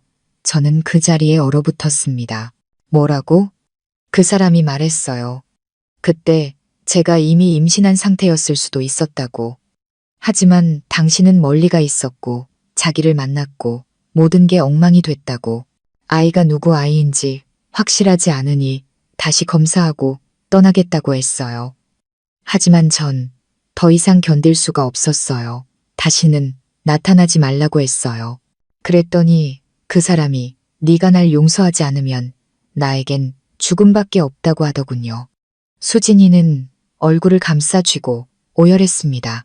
전 그를 밀지 않았어요. 아무 짓도 안 했어요. 그냥 돌아섰는데 등 뒤에서 물소리가 들렸어요. 돌아봤을 땐 이미 사라지고 없었어요. 방 안은 침묵에 잠겼습니다. 똑딱거리는 시계 소리가 심장을 도려내는 칼날처럼 들렸습니다. 믿어야 할지 말아야 할지 알 수 없었지만 한 가지는 분명했습니다. 모든 것이 제가 생각했던 것처럼 흑백 논리로 나뉠 수 없다는 것. 다음 날 아침 저는 텅 빈 머리로 준서를 유치원에 데려다 주었습니다. 돌아오는 길에 준혁이 의뢰했던 유전자 검사 센터에 들렀습니다. 원본 기록 사본을 요청했습니다. 결과를 받아든 저는 그 자리에 얼어붙었습니다. 서류 마지막 줄에는 볼펜으로 줄이 그어져 있었지만 번진 잉크 아래로 희미하게 글씨가 보였습니다. 결과 불확실, 재대조 필요. 그 말은 제가 봤던 불일치 결과는 공식적으로 확인된 적이 없었다는 뜻이었습니다. 누군가 의심을 확신으로 바꿔놓은 것이었습니다. 그리고 그 종이를 저보다 먼저 만질 수 있었던 사람은 단 한 명뿐이었습니다. 수진이. 집에 돌아와 옷장을 열고 낡은 서류들을 다시 뒤졌습니다. 옷장 바닥, 낡은 봉투 안에 진짜 유전자 검사 결과서가 있었습니다. 선명한 직인, 굵은 글씨가 저를 숨막히게 했습니다. 친자 관계 99.8% 일치 확인. 저는 바닥에 주저앉았습니다. 손이 덜덜 떨렸습니다. 제 주변의 모든 세상이 다시 한번 무너져 내렸습니다. 준서는 정말로 제 아들이었습니다. 준혁은 억울하게 죽었고 오해받았고 이 모든 것은 제가 가장 사랑했던 사람의 마지막 거짓말 때문이었습니다. 수진이가 나와서 제가 그 종이를 들고 있는 것을 보았습니다. 얼굴은 새하얗게 질렸고 입술은 떨렸습니다. 당신 그걸 찾았군요. 저는 고개를 들어 얼음 같은 눈빛으로 물었습니다. 말해봐. 왜 그랬어? 아내는 무릎을 꿇고 울음을 터뜨렸습니다. 무서웠어요. 준서가 당신 친아들이라는 걸 알면 당신이 날 버릴까봐. 내가 한때 배신했다는 사실 때문에 당신이 나를 경멸할까봐. 그냥 당신이 준혁 씨를 미워해서라도 내 곁에 남아주길 바랐어요. 저는 일어서서 한 걸음 물러섰습니다. 아내의 모든 말이 비수가 되어 심장에 박혔습니다. 저는 더 이상 아무 말도 하지 않고 문으로 걸어 나갔습니다. 등 뒤에서 아내가 절규했습니다. 민수 씨, 제발요, 가지 마세요. 다 당신을 사랑해서 그런 거였어요. 하지만 저는 알았습니다. 거짓에 물든 사랑은 아무리 깊어도 이미 산산조각 난 마음을 구할 수 없다는 것을. 저는 월세방을 나섰습니다. 차가운 오후의 바람이 얼굴을 때렸습니다. 등 뒤에서 수진이의 목소리가 눈물 속에 묻혔습니다. 민수 씨, 제발 내 말 좀 들어봐요. 하지만 저는 돌아보지 않았습니다. 한 걸음 한 걸음이 천근만근이었고 마음은 텅 비어 있었습니다. 제가 믿었던 모든 것, 사랑, 믿음, 희생, 이제 남은 것은 잿더미뿐이었습니다. 아내는 저를 속였습니다. 증오 때문이 아니라 가장 잔인한 방법으로 저를 붙잡기 위해서, 제가 그녀 대신 죽은 친구를 미워하도록 만들기 위해서. 저는 어두워질 때까지 하염없이 걸었습니다. 준혁이 떨어졌던 강가에 멈춰 섰습니다. 잔잔한 수면 위로 가로등 불빛이 일렁였습니다. 저는 바위에 앉아 달빛에 반짝이는 물결을 바라봤습니다. 머릿속에서는 준혁의 목소리가 맴돌았습니다. 수진이를 미워하지 마라. 그녀는 그저 내 가정을 온전하게 지키고 싶었을 뿐이야. 저는 쉰 목소리로 비웃었습니다. 밤의 정적 속에서 제 목소리는 기괴하게 울렸습니다. 멍청한 놈, 준혁아, 나도 너처럼 멍청했어. 우리 둘 다 한 여자 손에 죽은 거야. 다른 점이 있다면 넌 진짜 죽었고 나는 속에서부터 죽어가고 있다는 거지. 누군가 제 어깨에 가만히 손을 얹었습니다. 깜짝 놀라 돌아보니 그 운명의 밤을 목격했던 다리 관리인이었습니다. 그는 제 옆에 앉아 담배에 불을 붙였습니다. 하얀 연기가 밤안개 속으로 흩어졌습니다. 젊은이, 그날 밤에 내가 미처 다하지 못한 말이 있네. 제가 쉰 목소리로 돌아봤습니다. 무엇을 보셨는데요? 그는 고개를 끄덕이며 먼 곳을 바라봤습니다. 그 여자가 떠나고 나서 다른 그림자가 나타났어. 그 박 사장이라는 사람이 아니라 검은 우비를 입고 모자로 얼굴을 가린 키 큰 남자였지. 그 남자가 준혁 씨에게 다가가서 뭐라고 하더니 준혁 씨가 비틀거리다 떨어지더군. 뛰어내린 게 아니었어. 밀린 거였지. 러우.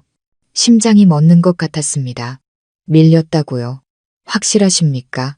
그래, 똑똑히 봤어. 하지만 경찰이 왔을 땐 무서워서 말을 못했어. 큰일에 끼어들지 말라고 하길래 입을 다물었지. 근데 뉴스에서 그 박 사장이 잡혔다는데도 마음이 영 찜찜하더라고. 그 죽음에는 손이 하나만 있었던 게 아니야. 저는 일어섰습니다. 심장이 미친 듯이 뛰었습니다. 결국 모든 것의 배후에는 빗속에 숨어있던 또 다른 누군가가 있었습니다. 한 번도 모습을 드러내지 않았던 자. 그날 밤 저는 집에 가지 않았습니다. 강가의 작은 가게에 앉아 미친 듯이 생각했습니다. 검은 우비를 입은 남자는 누구일까? 박 사장이 아니라면 준혁의 비밀을 알고 있던 또 다른 사람, 어쩌면 USB나 수진이와 관련된 인물일지도 모른다. 문득 준혁의 편지에 쓰여 있던 말이 떠올랐습니다. 박 사장뿐만 아니라 다른 사람도 모든 걸 알고 있다. 소름이 돋았습니다. 그자는 누구일까? 다음 날 아침 집에 돌아오니 문이 살짝 닫혀 있었습니다. 안은 이상하게 조용했습니다. 수진아, 준서야, 아무도 대답하지 않았습니다. 방에 들어서자 테이블 위에 놓인 종이가 보였습니다. 그 옆에는 제가 선물했던 결혼 반지가 놓여 있었습니다. 민수 씨, 제가 자격 없다는 거 알아요. 준서 데리고 며칠만 시골에 다녀올게요. 모든 걸 다시 생각할 시간이 필요해요. 찾아오지 마세요. 그리고 더 이상 화내지 마세요. 그저 당신 마음이 편해지길 바랄 뿐이에요. 떨리는 글씨체 아래에는 눈물 자국 같은 것이 번져 있었습니다. 저는 의자에 주저앉았습니다. 심장이 무겁게 가라앉았습니다. 하지만 제가 종이를 접으려던 순간 차표 한 장이 떨어졌습니다. 오늘 아침 일찍 출발하는 부산행 기차표. 부산. 박 사장이 맡았던 공사 현장이 있었고 준혁이 또 다른 증거를 보관하고 있다고 말했던 곳이었습니다. 번개 같은 의심이 머리를 스쳤습니다.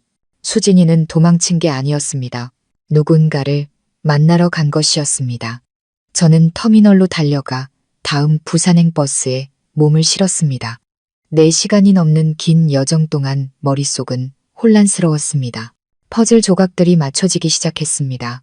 준혁은 밀려서 떨어졌고 박 사장은 체포되었으며 USB는 조작되었습니다. 하지만 왜 수진이가 그 안에 얽혀 있는 것일까?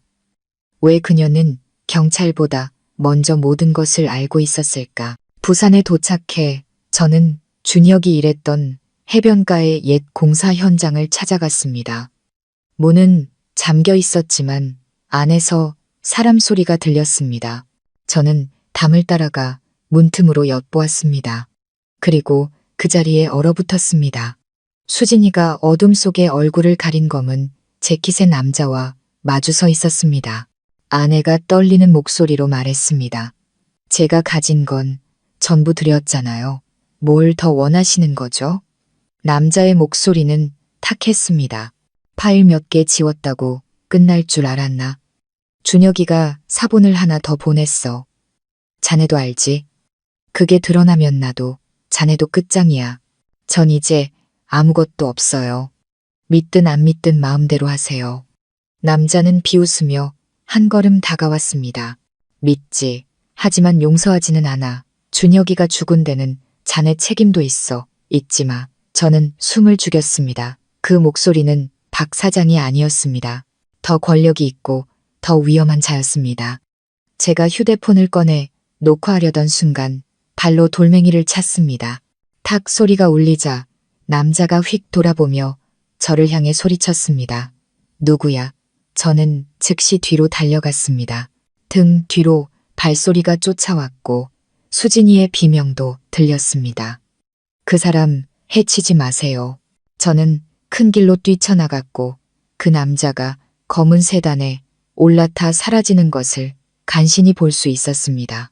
저는 번호판을 기억했습니다. 저와 수진이는 해변의 작은 가게에 앉았습니다. 아내는 거친 숨을 몰아쉬며 얼굴이 새하얘져 있었습니다. 설명해, 수진아, 저 사람 누구야? 아내는 고개를 숙이고 목이 맨 소리로 말했습니다. 최 이사님이에요. 동해건설의 총괄이사, 박 사장에게 돈을 빼돌리라고 지시한 사람이에요. 저는 그때 회계장부를 관리하고 있었어요. 최 이사님이 증거를 없앨까봐 무서워서 준혁 씨를 도와 사본을 보관했어요. 하지만 그분이 눈치챘어요. 저는 주먹을 꽉 쥐었습니다. 그럼 준혁이가 널 지키려다 죽은 거였어. 아내는 울음을 터뜨렸습니다. 그분이 정말 그런 짓을 할 줄은 몰랐어요. 준혁 씨가 죽고 나서 최 이사님이 저를 협박해서 USB를 조작하고 모든 죄를 박 사장에게 뒤집어 씌우라고 했어요. 준서를 해치겠다고 해서 말할 수가 없었어요. 등골이 서늘해졌습니다. 넌 모든 걸 알고도 침묵했던 거야. 미안해요. 무서웠어요. 당신까지 위험해지는 걸 원치 않았어요. 그들은 우리 가족을 전부 죽일 수도 있었어요. 저는 아내를 보며 연민과 분노를 동시에 느꼈습니다. 하지만 한 가지는 분명했습니다. 준혁은 헛되이 죽어서는 안 된다. 그날 밤 저는 경찰 친구에게 차량 번호를 보냈습니다. 그가 다시 전화했습니다. 민수야, 그 번호 동해건설 최 이사 차야. 근데 오늘 밤에 해외로 출국한다는 소문이 있어. 증거 있으면 빨리 보내. 놓치면 사건은 그대로 묻힐 거야. 저는 수진이를 돌아보며 단호하게 말했습니다. 원본 데이터, 사본 가지고 있어. 아내는 망설이다가 가방에서 냅킨에 싼 다른 USB를 꺼냈습니다. 진실을 말해야 할 때를 대비해서 간직하고 있었어요. 저는 그것을 받아들고 아내를 쳐다봤습니다. 고마워. 늦었지만 이번에는 더 이상 누구도 죽게 내버려 두지 않을 거야. 저는 가게를 뛰쳐나와 가장 가까운 우체국으로 달려갔습니다. 경찰청 온라인 신고 시스템을 통해 모든 자료를 전송했습니다. 전송 버튼을 누르자마자 수진이의 휴대폰이 울렸습니다. 최 이사의 차가운 목소리가 들려왔습니다. 일을 아주 잘 처리했더군. 하지만 유감스럽게도 자네 남편이 어디 있는지 이미 알고 있네. 두 사람 모두 오늘 밤이 부산을 살아서 떠날 생각은 하지 않는 게 좋을 거야. 저는 수진이를 쳐다봤습니다. 아내의 눈은 공포로 가득 차 있었습니다. 밖에서는 바람이 불고 파도가 거세게 몰아쳤습니다. 진짜 폭풍이 오고 있었습니다. 저는 아내의 손을 꽉 잡고 나지막이 하지만 단호하게 말했습니다. 이번에 그들이 죽이려 든다면 도망치지 않을 거야. 진실은 죽은 자에게 돌려줘야 하니까. 그날 밤 부산은 마치 자연의 심판을 기다리는 듯했습니다. 하늘에는 먹구름이 가득했고 바람은 바다의 짠 내음을 실어와 맹렬하게 불었습니다. 제 마음도 밖에서 몰아치는 폭풍처럼 혼란스러웠습니다. 진실은 전송되었지만 권력을 가진 자는 도망치거나 보복할 수 있었습니다. 저는 정의와 위험 사이에 아슬아슬한 경계에 서 있었습니다. 우리는 월세방으로 돌아가지 않았습니다. 수진이와 준서는 항구 근처 작은 호텔에 임시로 머물게 했고 저는 맞은편 방을 잡았습니다. 최 이사의 기습에 그들을 위험에 빠뜨리고 싶지 않았습니다. 경찰은 자료를 받았지만 법적 절차에는 시간이 걸린다고 했습니다. 그동안 우리는 스스로를 지켜야만 했습니다. 오후 내내 저는 호텔과 경찰서를 오가며 사본을 추가로 제출하고 제가 아는 모든 단서를 제공했습니다. 다리의 CCTV 영상, 준혁의 지갑 속 편지, 다리 관리인의 증언, 그리고 수진이가 숨겨두었던 USB까지. 젊은 수사관은 피곤에 지친 눈으로 저를 보며 말했습니다. 민수 씨, 저희가 가족의 안전을 위해 최선을 다하겠지만 스스로도 조심하셔야 합니다. 최 이사는 인맥이 넓습니다. 자신이 곧 드러날 거라는 걸 알면 무슨 짓을 할지 모릅니다. 저는 고개를 끄덕였습니다. 그의 말은 뚜껑에 못을 박는 소리처럼 들렸습니다. 벼랑 끝에 몰린 권력자는 예측 불가능한 폭발을 일으키기 마련이었습니다. 해가 지고 저는 호텔로 돌아와 문을 단단히 걸어 잠갔습니다. 창문, 잠금장치, 휴대폰, 모든 것을 마지막으로 확인했습니다. 수진이는 침대에 앉아 준서를 품에 꼭 껴안고 있었습니다. 눈가는 붉었습니다. 아이는 아직 모든 것을 이해하지 못했지만 어른들의 불안을 느끼고 있었습니다. 저는 무릎을 꿇고 아이를 안아 올리며 애써 미소를 지었습니다.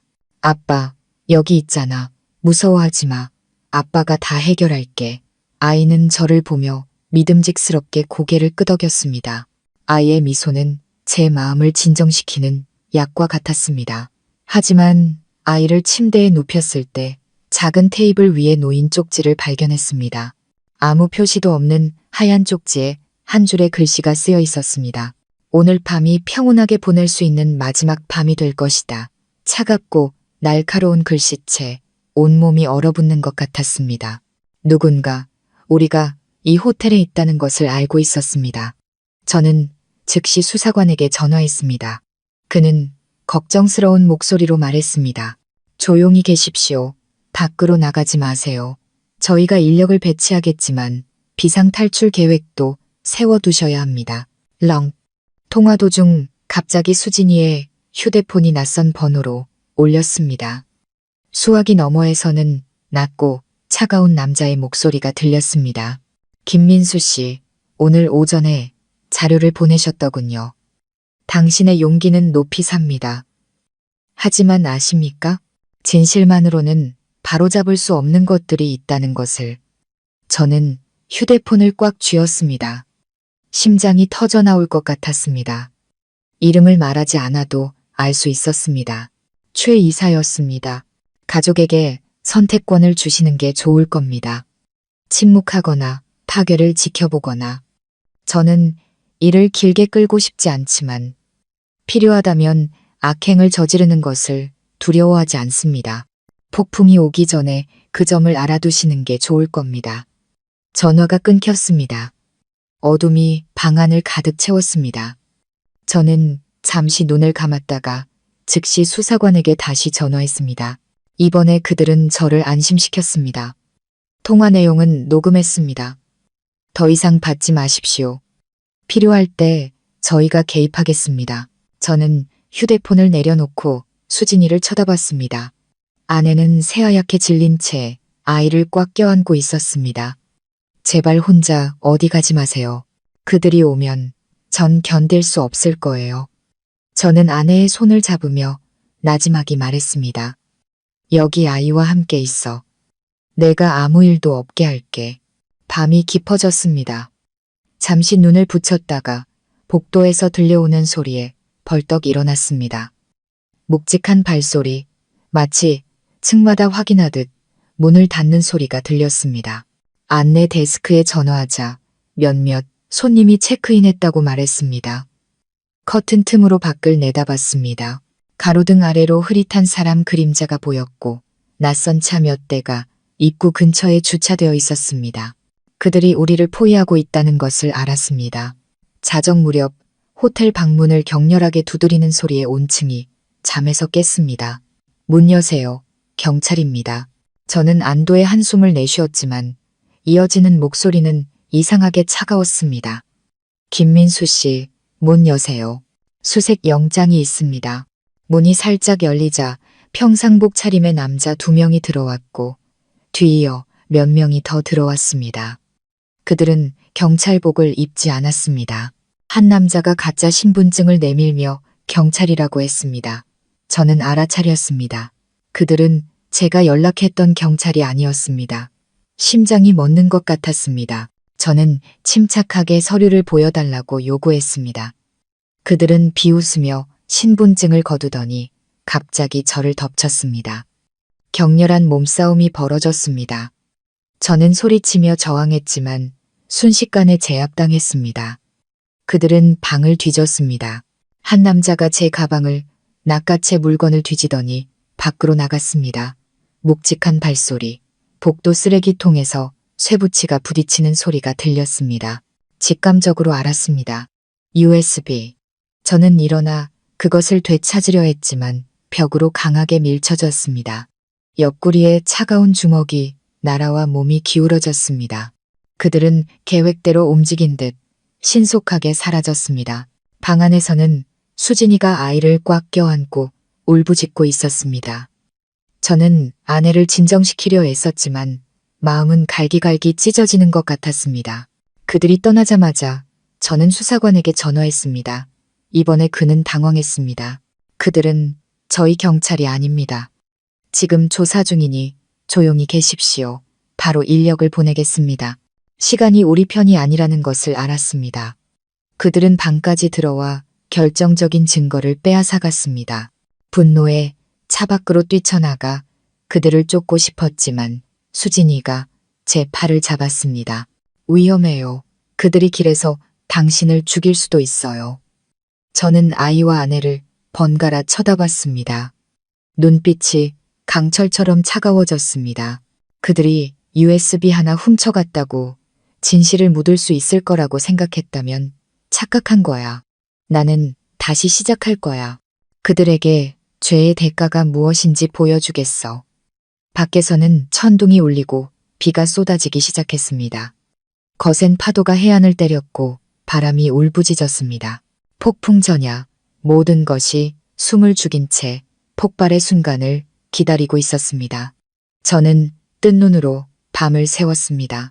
밤새도록 차량 번호판, 얼굴, 모든 세부 사항을 기억했습니다. 그들이 다시 돌아올 것이고 다음번에는 문을 두드리는 것만으로 끝나지 않을 것이라는 것을 알았습니다. 저는 믿을 만한 친구 몇 명에게 전화해 수진이와 준서의 안전을 부탁했습니다. 한 명은 곁에 머물러 주기로 했고 다른 한 명은 피난처를 마련해 주기로 했습니다. 동이 틀 무렵 잿빛 하늘을 보며 한 가지 생각이 머리를 스쳤습니다. 마지막 대결은 더 이상 저와 박 사장이나 최 이사 사이의 싸움이 아니었습니다. 그것은 진실과 권력, 작은 가족과 폭력으로 모든 것을 덮으려는 거대한 시스템 사이의 싸움이었습니다. 저는 더 이상 선택의 여지가 없다는 것을 깨달았습니다. 정면으로 맞서야만 했습니다. 수진이가 지친 눈으로 저를 바라봤습니다. 이제 어쩔 거예요? 제가 아내의 손을 꽉 잡고 단호하게 말했습니다. 모든 사본을 여러 곳에 보낼 거야. 언론사, 변호사, 그리고 SNS에도 그들이 하나를 빼앗으면 나는 다른 방법으로 2배로 만들어낼 거야. 그리고 만약 그들이 가족을 건드린다면 진짜 경찰과 진짜 언론을 부를 거야. 진실이 그들의 맨얼굴을 드러내게 만들겠어. 비는 여전히 내리고 바람은 울부짖었습니다. 폭풍전야, 우리는 잠들지 않고 인생을 바꿀지도 모르는 하루를 준비했습니다. 곤히 잠든 아이를 보며 저는 다짐했습니다. 어떤 대가를 치르더라도 이 아이를 끝까지 지키겠다고. 그리고 폭풍이 닥쳐온다면 천둥 번개가 이 지붕을 휩쓸고 지나가더라도 나는 그 광란의 중심에 서서 단 한 가지를 해낼 것이다. 죽은 자에게 정의를, 그리고 나 자신에게 진실을 되찾아주는 것. 폭풍이 휩쓸고 간 밤은 찢겨나간 검은 장막 같았습니다. 희미한 빛이 돌아오자 모두가 그 결과를 마주해야 했습니다. 다음 날 아침 저는 한숨도 자지 못했습니다. 수진이와 준서는 긴 밤 끝에 온기를 지키려는 듯 서로를 꼭 껴안고 깊이 잠들어 있었습니다. 저는 좁은 호텔방에 앉아 구름 사이로 비치는 옅은 햇살을 바라보며 마지막 전투를 준비했습니다. 제 계획은 명확했습니다. 수많은 자료, 사본을 만들어 주요 언론사, 변호사, 그리고 제가 믿는 검찰청 친구에게 보낼 것이었습니다.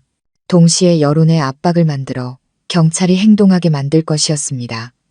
진실이 공개되면 아무리 강력한 권력이라도 그 추악한 얼굴을 드러낼 수밖에 없었습니다. 그리고 오늘 저는 그것을 드러내게 할 것이었습니다. 수사관에게서 전화가 왔습니다. 박 사장의 부하 몇 명을 체포해 조사를 강화하고 있다고 했습니다. 하지만 배후에 있는 최 이사는 아직 건드리지 못했다고 했습니다. 그는 이미 부산을 떠나 서울로 돌아갔습니다. 그렇다고 안전하다는 의미는 아니었습니다. 그의 사람들은 여전히 움직이고 있었습니다. 저는 더 빨라야 했습니다. 저는 아는 지역 신문 기자에게 연락해 항구 근처 카페에서 급히 만나자고 했습니다. 그가 도착하자 저는 USB 사본 전체와 준혁의 편지를 건넸습니다. 기자는 자료를 꼼꼼히 살피더니 눈을 빛내며 말했습니다. 이거 바로 터뜨려도 괜찮으시겠어요? 제가 실시간으로 방송하겠습니다. 요즘 SNS는 아무도 기다려주지 않아요. 하지만 그 결과를 감당할 준비는 되셨습니까? 그들이 보복 소송을 걸 수도 있습니다. 제가 차갑게 대답했습니다. 이미 너무 많은 것을 잃었습니다. 그들이 진실을 하루 더 숨긴다면 그 대가는 누가 치릅니까? 그는 노트북을 켜고 라이브 스트리밍 채널을 열었습니다. 부패와 의문의 죽음, 국민이 알아야 할 진실이라는 제목을 입력했습니다. 그리고 자료 이미지와 녹음 파일, 준혁의 손편지가 화면에 나타났습니다. 처음에는 수백 명이 보다가 몇 시간 만에 수십만으로 폭발했습니다. 뉴스는 불길처럼 번져나갔습니다. 변호사, 중앙언론사, 주요 방송사에서 전화가 쇄도했습니다. 경찰은 즉시 최 이사 관련 인물 및 자산 동결을 요청하는 공문을 발표했습니다. 오후가 되자 주요 언론사들이 이 사건을 대서특필했습니다. 집에서는 낯선 번호로 문자가 왔습니다. 장난이 오래 갈 줄 아나. 하지만 이번에는 협박이 저를 위축시키지 못했습니다. 그때 지방정부가 움직이기 시작했습니다. 조사팀이 동해건설 본사에 들이닥쳤습니다. 그들은 자료 창고를 봉인하고 임원들을 소환했습니다. 시민들은 회사 정문 앞에 모여 정의를 외쳤습니다. 마치 온 도시가 오랫동안 숨겨져 있던 공정을 되찾고 싶어 하는 것 같았습니다. 하지만 반격은 생각보다 빨리 왔습니다. 오후에 제가 변호사와 카페에서 이야기하고 있을 때 전화가 연달아 울렸습니다.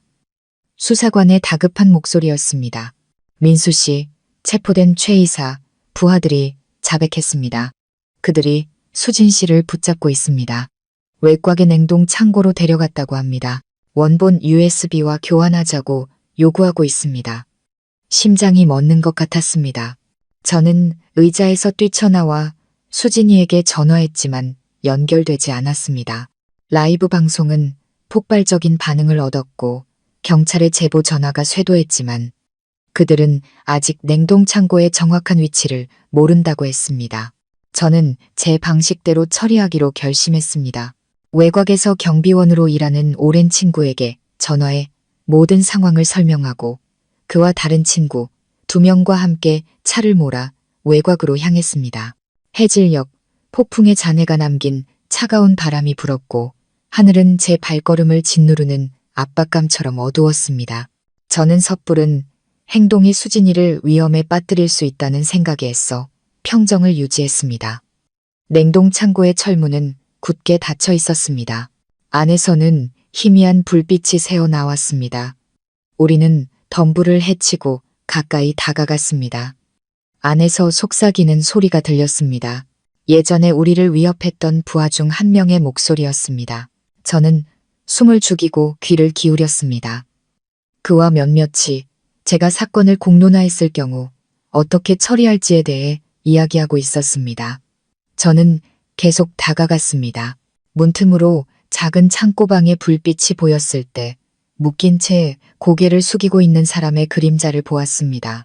심장이 터져버릴 것 같았습니다. 저는 소리치며 뛰어들었습니다.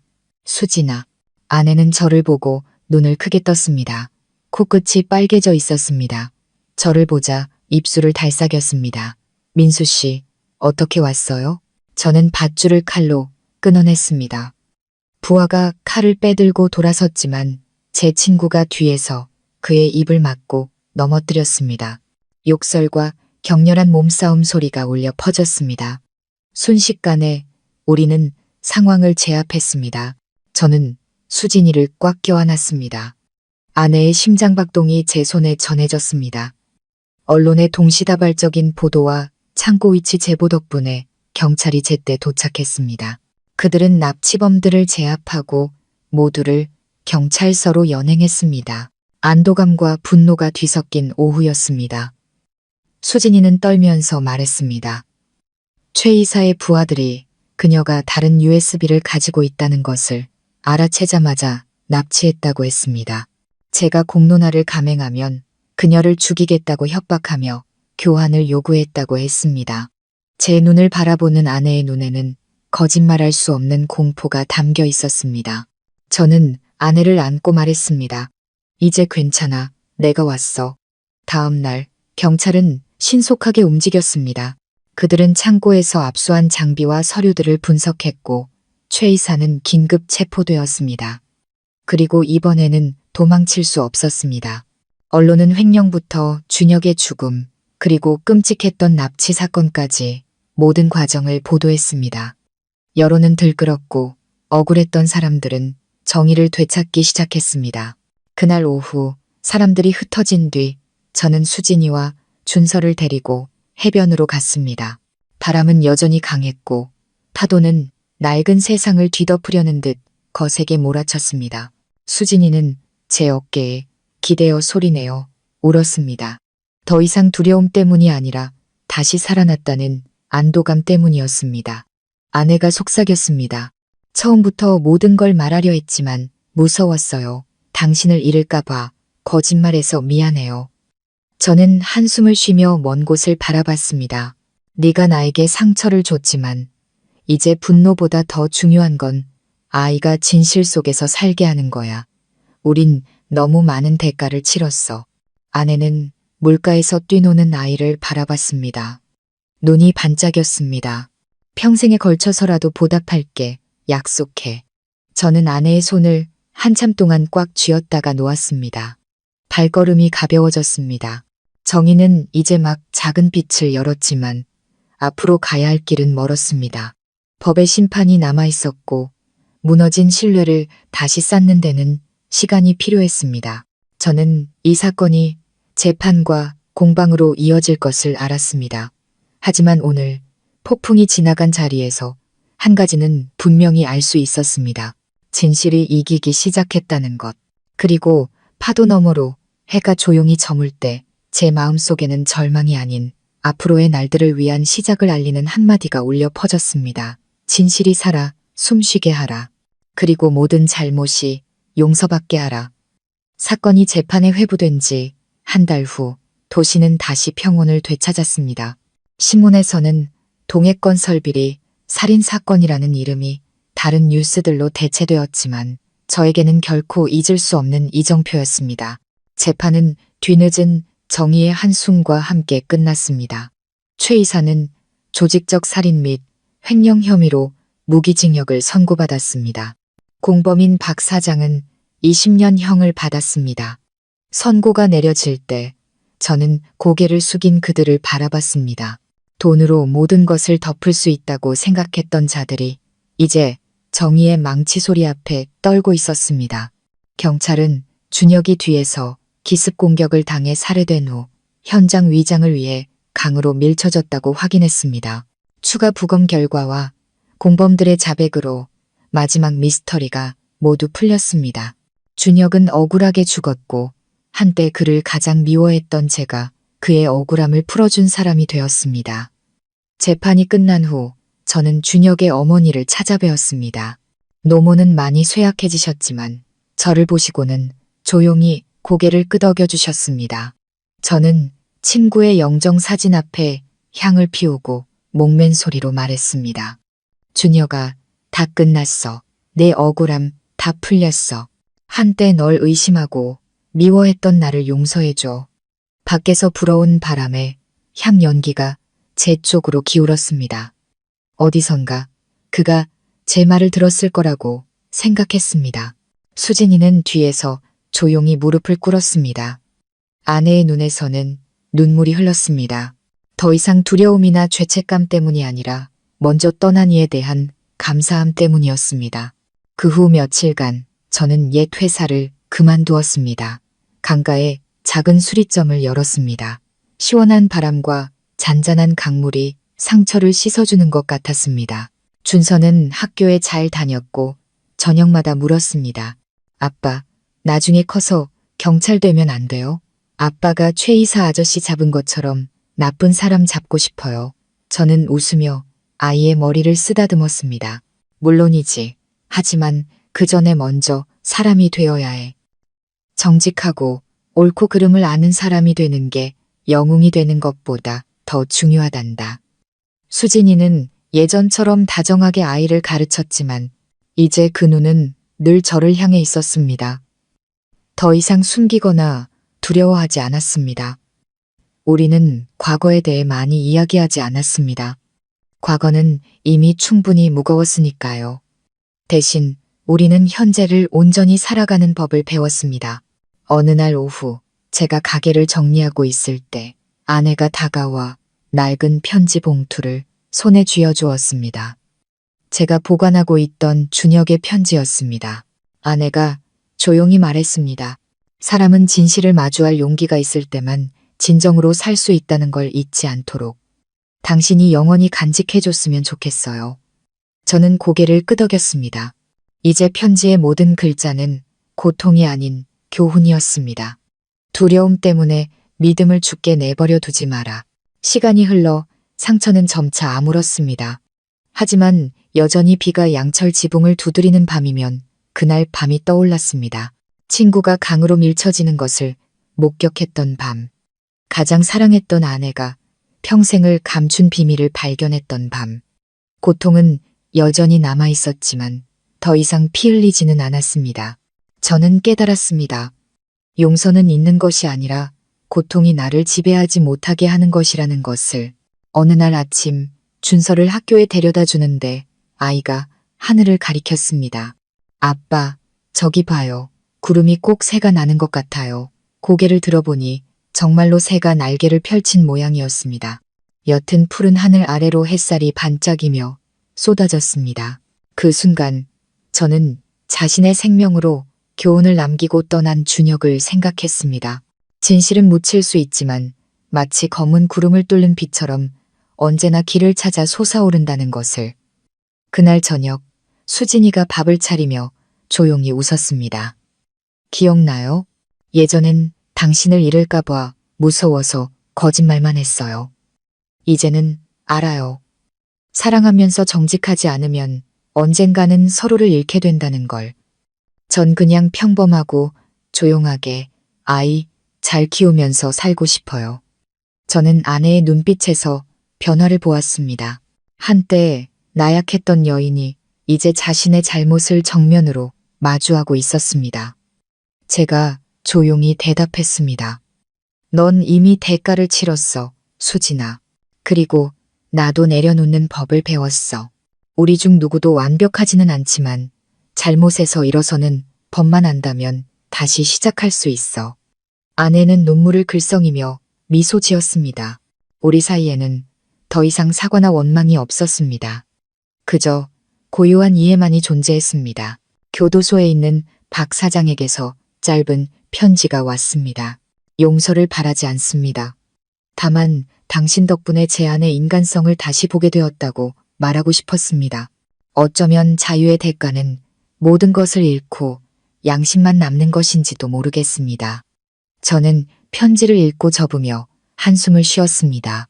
사람은 모든 것을 잃고 나서야 옳고 그름을 깨닫는 법입니다. 늦었지만 아예 모르는 것보다는 나았습니다. 3년 후 제 수리점은 손님으로 북적였고 준서는 똑똑하고 예의 바른 초등학교 4학년이 되었습니다. 손님들이 물을 때마다 이 녀석이 아드님이시죠? 저는 온화하게 웃으며 대답했습니다. 네, 제 인생의 전부입니다. 제 눈에는 자부심과 함께 눈물과 피와 용서로 맞바꾼 평온함이 담겨 있었습니다. 수진이는 늘 익숙한 그림자처럼 곁에 서 있었습니다. 어느 날 제가 고장난 기계를 고치고 있을 때 아내가 물 한 잔을 가져다 주며 말했습니다. 예전에 당신이 했던 말 기억나요? 폭풍 뒤에는 새벽이 온다고. No. 오늘이 우리에게 온 새벽인 것 같아요. 저는 아내를 보며 조용히 고개를 끄덕였습니다. 밖에는 따스한 햇살이 쏟아졌고 파도 소리는 마치 바다에 먼저 떠난 이의 그리고 마침내 옳은 것을 선택한 인생 자체의 인사처럼 들렸습니다. 저와 수진이 그리고 준혁의 이야기 누구도 완벽하지 않았습니다.